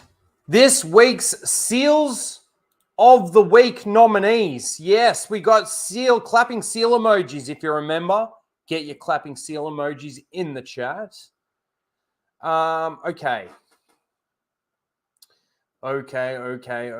So how this is going to work this week is that we've got 2 from Dan, right? We've got 2 from Star Wars Haven. We've got 2 from Darth Thunder. And then we've got 2 from OG Jenna, sorry. Here we go. And you get to pick. Now, how this is going to work is you either get to pick if they both are strong and you want to go with both. If both are stronger and one is like weak for the other person, then that person's leading for you. If that makes sense. Well, it's whoever you think, really. All right, here we go. Dan, been nominated many times before and won many times before. Says, well, excuse me. I don't think I could ever fully hate The Rise of Skywalker because it just feels like a good-spirited movie to me. Really? The Rise of Skywalker feels good-spirited? I think JJ was trying to fucking get rid of what Rian Johnson did, while Rian Johnson did what JJ got rid of what JJ was trying to do. Not that what JJ did in the first place was any good anyway. I don't think it's good spirited at all. Yeah, actually, I've got a clip just for that. It might echo, but I don't care. Where is it? What are you talking about? What are you talking about? What are you talking about? It is dumb. Hang on. Let's. It is dumb and has some odd, uncreative choices. Huh. But it's whimsical to me in a way that Star Wars often is off-screen. It's far overhated, in my opinion. Wow. So you think this dumb, odd, uncreative choice to movie is good-spirited? Makes a lot of sense. I think it gets the perfect amount of hate, personally. Okay, so that's half of nominee number one. The other half of nominee number one is also from Dan. Never getting over the Book of Boba Fett's incredible Tusken train heist sequence. Love this show. The train heist. The train heist. In fact, I think that this clip, correct me if I'm wrong, if you're still in the chat, Greg, if it's here, where is it? This clip was from after the train heist episode. What'd you think? What'd you...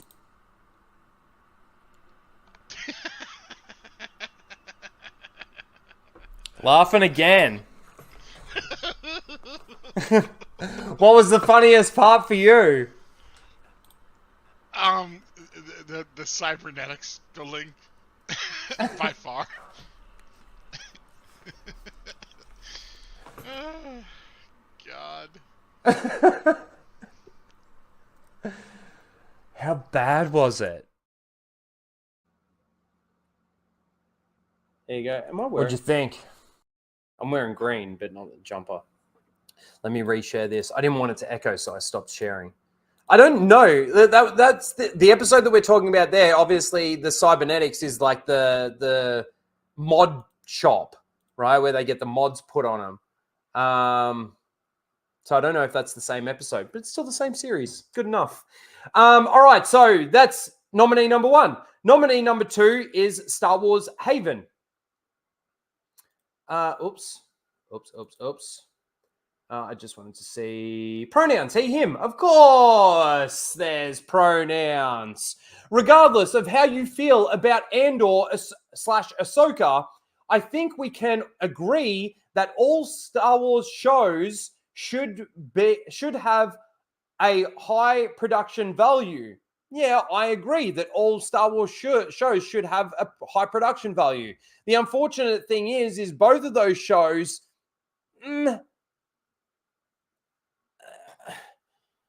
I'd say Andor was probably a little bit better, having a lot of practical. Well, I think it had practical. I don't think it was filmed in the volume, but it still had a pretty shit production value. Like it wasn't great. Anyway, Andor's budget was $20 million per episode, while Ahsoka's was $12 million. Imagine if Dave Filoni had an extra $8 million to spend on each episode. Imagine how much shitter he could have made it. Second one from Star Wars Haven is Ahsoka gets too much hate. I understand the writing left a lot to be desired. So what's wrong with the amount of hate that it gets? If you agree that the writing has a lot to be desired. But it sure as hell isn't the worst Star Wars show as I've seen some people claim. It's pretty fucking shit. The Ahsoka show was lame and crap and the characters were just garbage and didn't make any sense. And in all honesty, out of the $20 million that they spent per episode for Andor and the $12 million they spent per episode for Ahsoka, did they make any of that back? Did they even make $12 million out of the Ahsoka series, full stop, total? Did they even make $20 million out of the Andor series, total? Probably not. Releasing these things on Disney Plus, not gaining any more subscribers. In fact, probably losing subscribers. That's your second nominee. Your third nominee, Darth Thunder. If John Boyega comes back as Jedi Finn in the Rey Skywalker New Jedi Order movie, I will drink 5 liters of blue milk in one go. Daisy Ridley wants it, and so do we. Speak for yourself, dickhead. Make it happen, Disney. We don't want it. You want it, you weird ass bitch. And you're over 40 years old because you're a 40 plus year Star Wars canon legends and EU fan. And you want this? And you want this? Ha! Perfect nominee for Disney Seal of the Week. His second tweet is this one from the same person. It's been nearly 2 years since the rematch of the century between Obi-Wan and Darth Vader from the Obi-Wan Kenobi series. What's your overall thoughts of the duel? Now, he's just asking a question. What's your overall thoughts of the duel? The way that he's putting this out there is that he really liked it, though, right? Yeah, he could say that. I'm assuming that. But what did I think of the duel? I thought it was a laughable joke. And completely canon-destroying, law-breaking, and continuity destruction. All over it.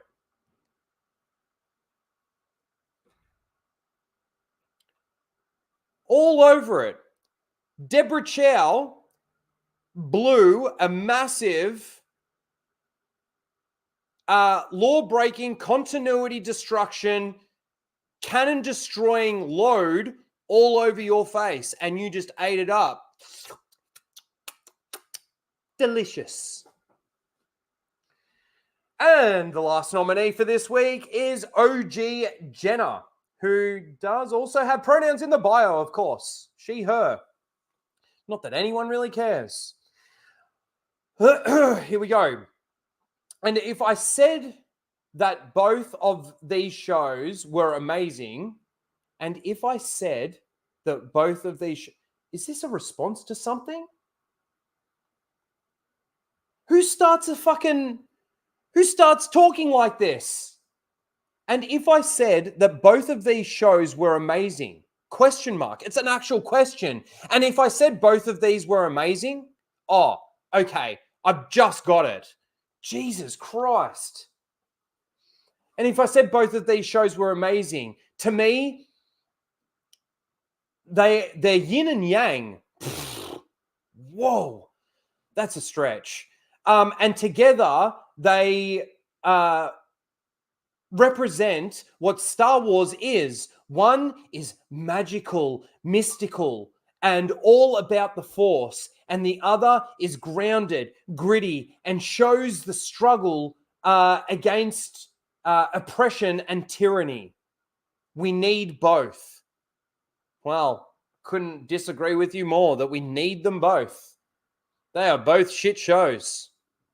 I don't care what fucking EFAP says about Andor. It's a fucking shit show. Shit as.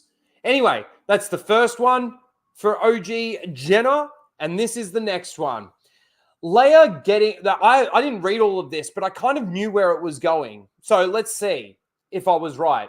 Leia getting excited that Ben Kenobi is on the Death Star with Luke makes so much more sense than... makes so much more sense thanks to the Obi-Wan Kenobi series, because really, how would she have known that Obi-Wan also went by Ben. I think the Kenobi part of that really gives it away. You know, because she on her recording is like, help me, Obi-Wan Kenobi, you're my only hope. And then Luke walks in and goes, I'm here with Ben Kenobi. Ben Kenobi, like, I think the Kenobi part really, like, and she's in prison. Like, she's not going to stand there while she's being broken out of prison and goes, who's Ben Kenobi? Any relation to Obi-Wan Kenobi? I don't think so. I really don't think so. It also helps explain why she named her own son Ben. Oh my God. Oh, wonderful series. I think it makes more sense that Luke named his son Ben and that Leia named her son Anakin, or at least one of her sons Anakin. Doesn't make any sense that Leia names her son Ben. So Luke calls, so the Obi-Wan Kenobi series, but through the entirety of the Obi-Wan Kenobi series, did actually Obi-Wan say that his name is Ben? I was hoping that there was maybe some subtitles in these still shots. Didn't young Leia always refer to Obi-Wan as Obi-Wan? Thanks, going to Jack Show. All right, take care. Thanks for stopping by. Appreciate you. Yes, enjoy the Jack Show. They've been going for a little while now because I've been going for fucking ages. Helmets are free. There you go. So there are your 4 nominees. Let's get the poll in the chat really quickly. Here we go.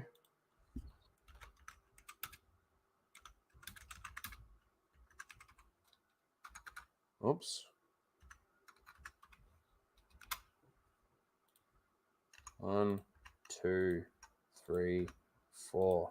See, I could have split these up and given you like one of Dan's, one of Star Wars Haven's, and then maybe use the other ones the next week. Who wants to do that, honestly?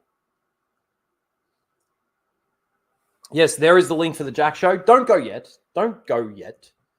When we're finished, you can go over there and give him a Rhino raid. I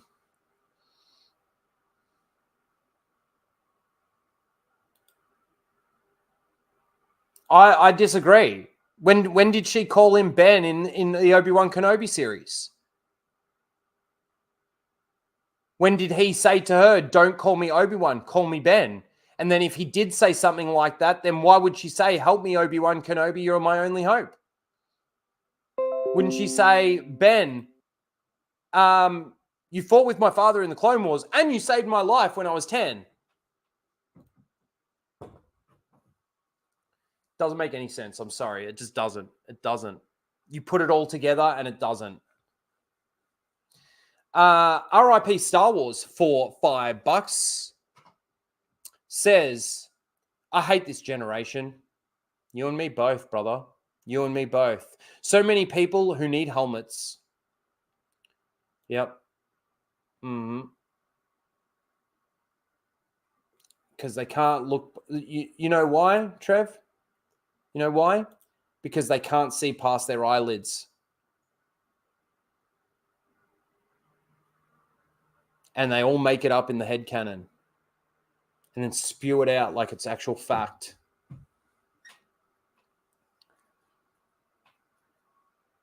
What brand of cigarettes do I smoke? Winfield. Winfield Blue. We've got a lot of number 3s, or a couple at least.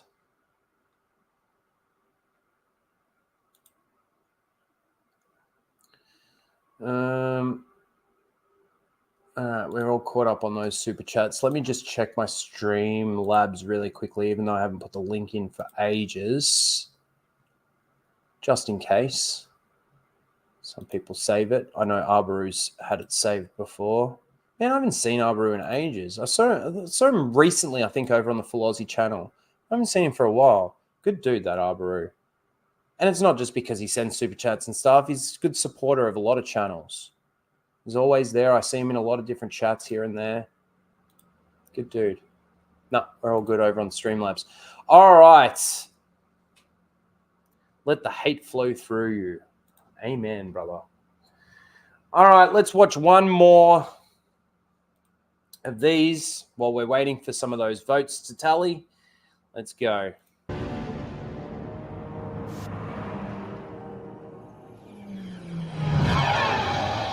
Our time has come. No, I don't want this one.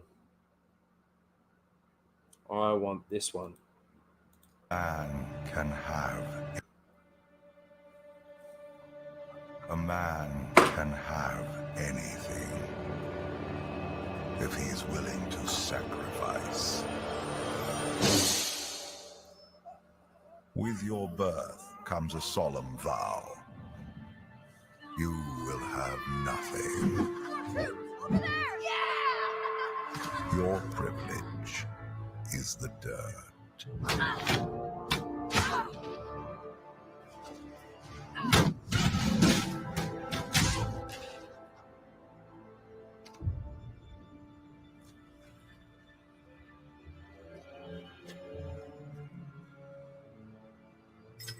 In the darkness, only ambition will guide you.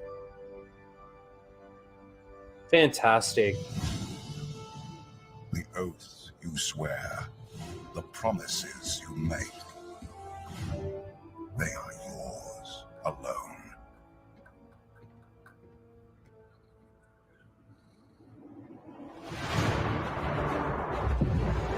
Your freedom will be the wars you wage.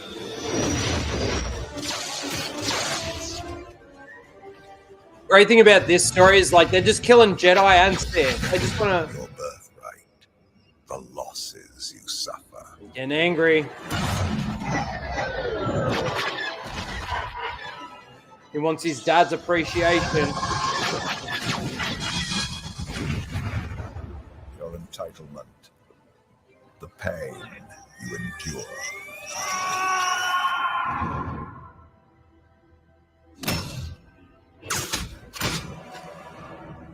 These two are so powerful. Like, fan, fucking good, man. And when darkness finds you, you will face it alone. Oh, he survived that stab, didn't he? Surely. No one's ever really gone. He's starting to notice that his brothers, they're both starting to notice each other a little bit more.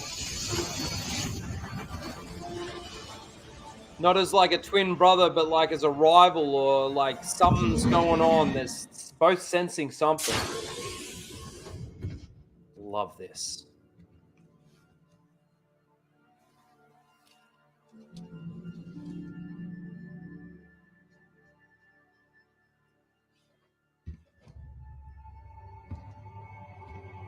Look at me! Getting angry. There's the Sith Eye.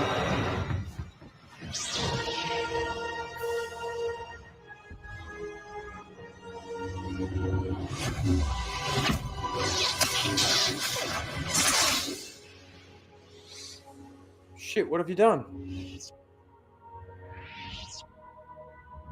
Realization.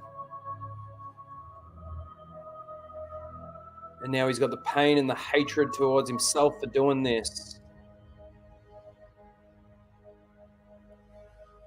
Man, this fucking, 2 minutes is...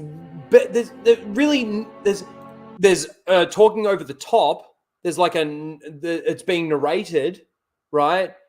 But there's no dialogue. And this is 10 times better than anything we've seen from Disney when it comes to Star Wars.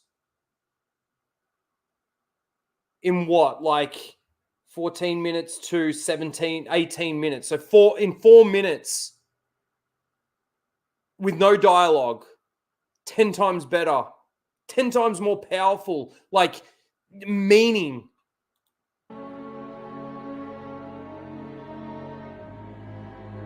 Now I'll recognize you.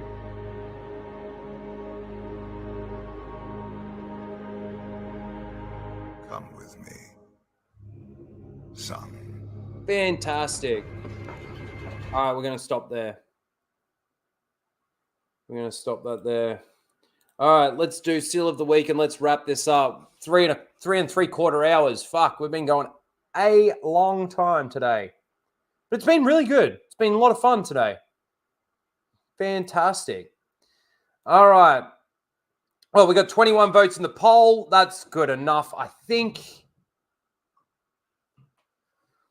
All right. Closing that poll up now. All righty, here we go. In last place with 9% of the vote was Dan. His 2 tweets there. Fuck, it was a very strong contender, I'll tell you that. In second last place, or third place, with 14% of the vote was OG Jenner.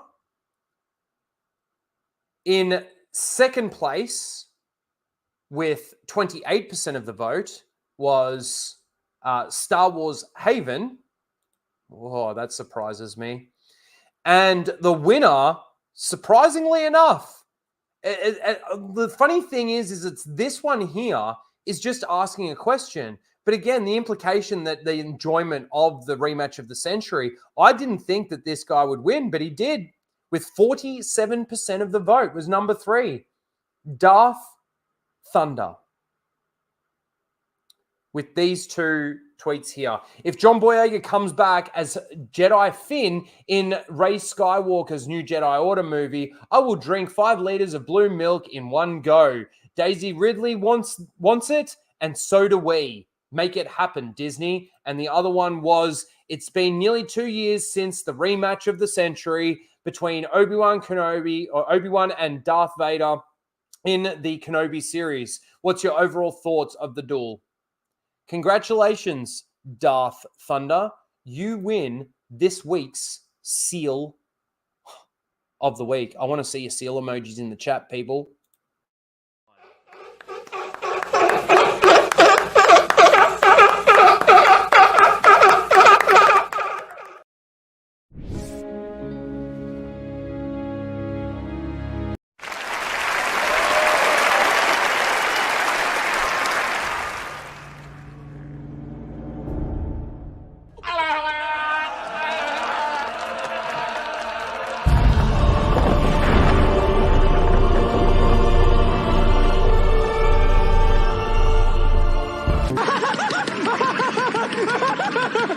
I'm all the Jedi.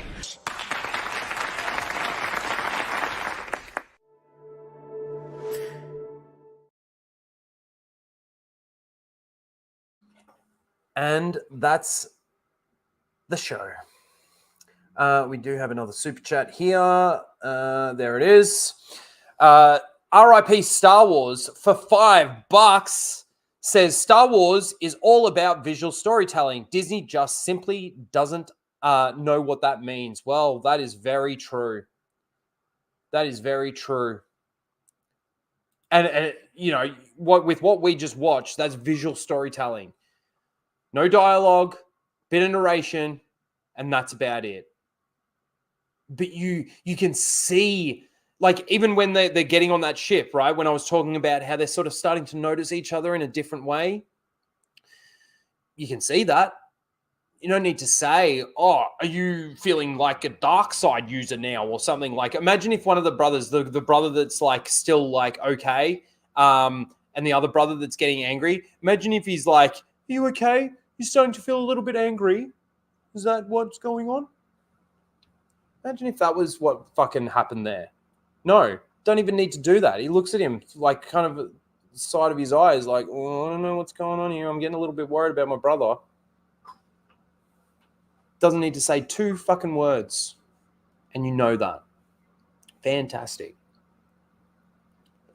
Fantastic. All right.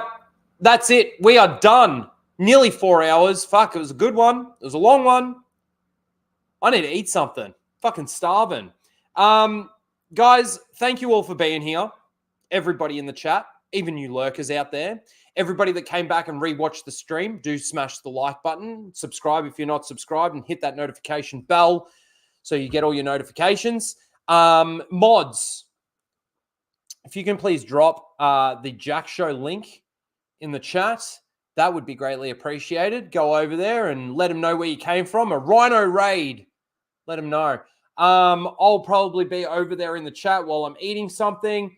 If I get the link, I'll jump on. If I don't, that's like, I only ever really jump on when they send it to me. So, yeah. But thank you, everyone. Thanks to all the super chatters, the members. You guys are awesome. There's the link for the Jack Show. Go over, Rhino raid that shit. All right, everyone. We will see you next week. One more stream before the Acolyte. And I'm actually hoping that after the Acolyte does release, Anna will be able to make it onto some of these Casual Rage streams so that we can talk about it. We did talk about it a few, like probably about a month or two ago. So I'm yet to actually ask her again if she's still down to do that. But if that is the case with the Jack Show starting when the Jack Show starts, we may need to start Casual Rage a little bit earlier, but I will let you guys know. You can follow me on Twitter and check all of that out, and you'll get your notifications and everything there. All right, guys, we will see you next week. Take care. Bye, everybody. Put a ticket in and make your name a gay. A few minutes? Are you kidding? It's right there, gaining. No, what is it? You have to shoot this. Traveling through hyperspace is like dusting crops, kid. Without precise calculations, we fly too close to a store. They're bounce into a supermarket and then... Yeah. Be a hell of a mess. What's that? Watch. You're losing your deflector shields. Go strap yourselves in. Be careful on the way out. Yeah, sure. I'm taking very caution. You... Go away! We bounced too near a supermarket? They came bounding over. Fuck off! Disney! You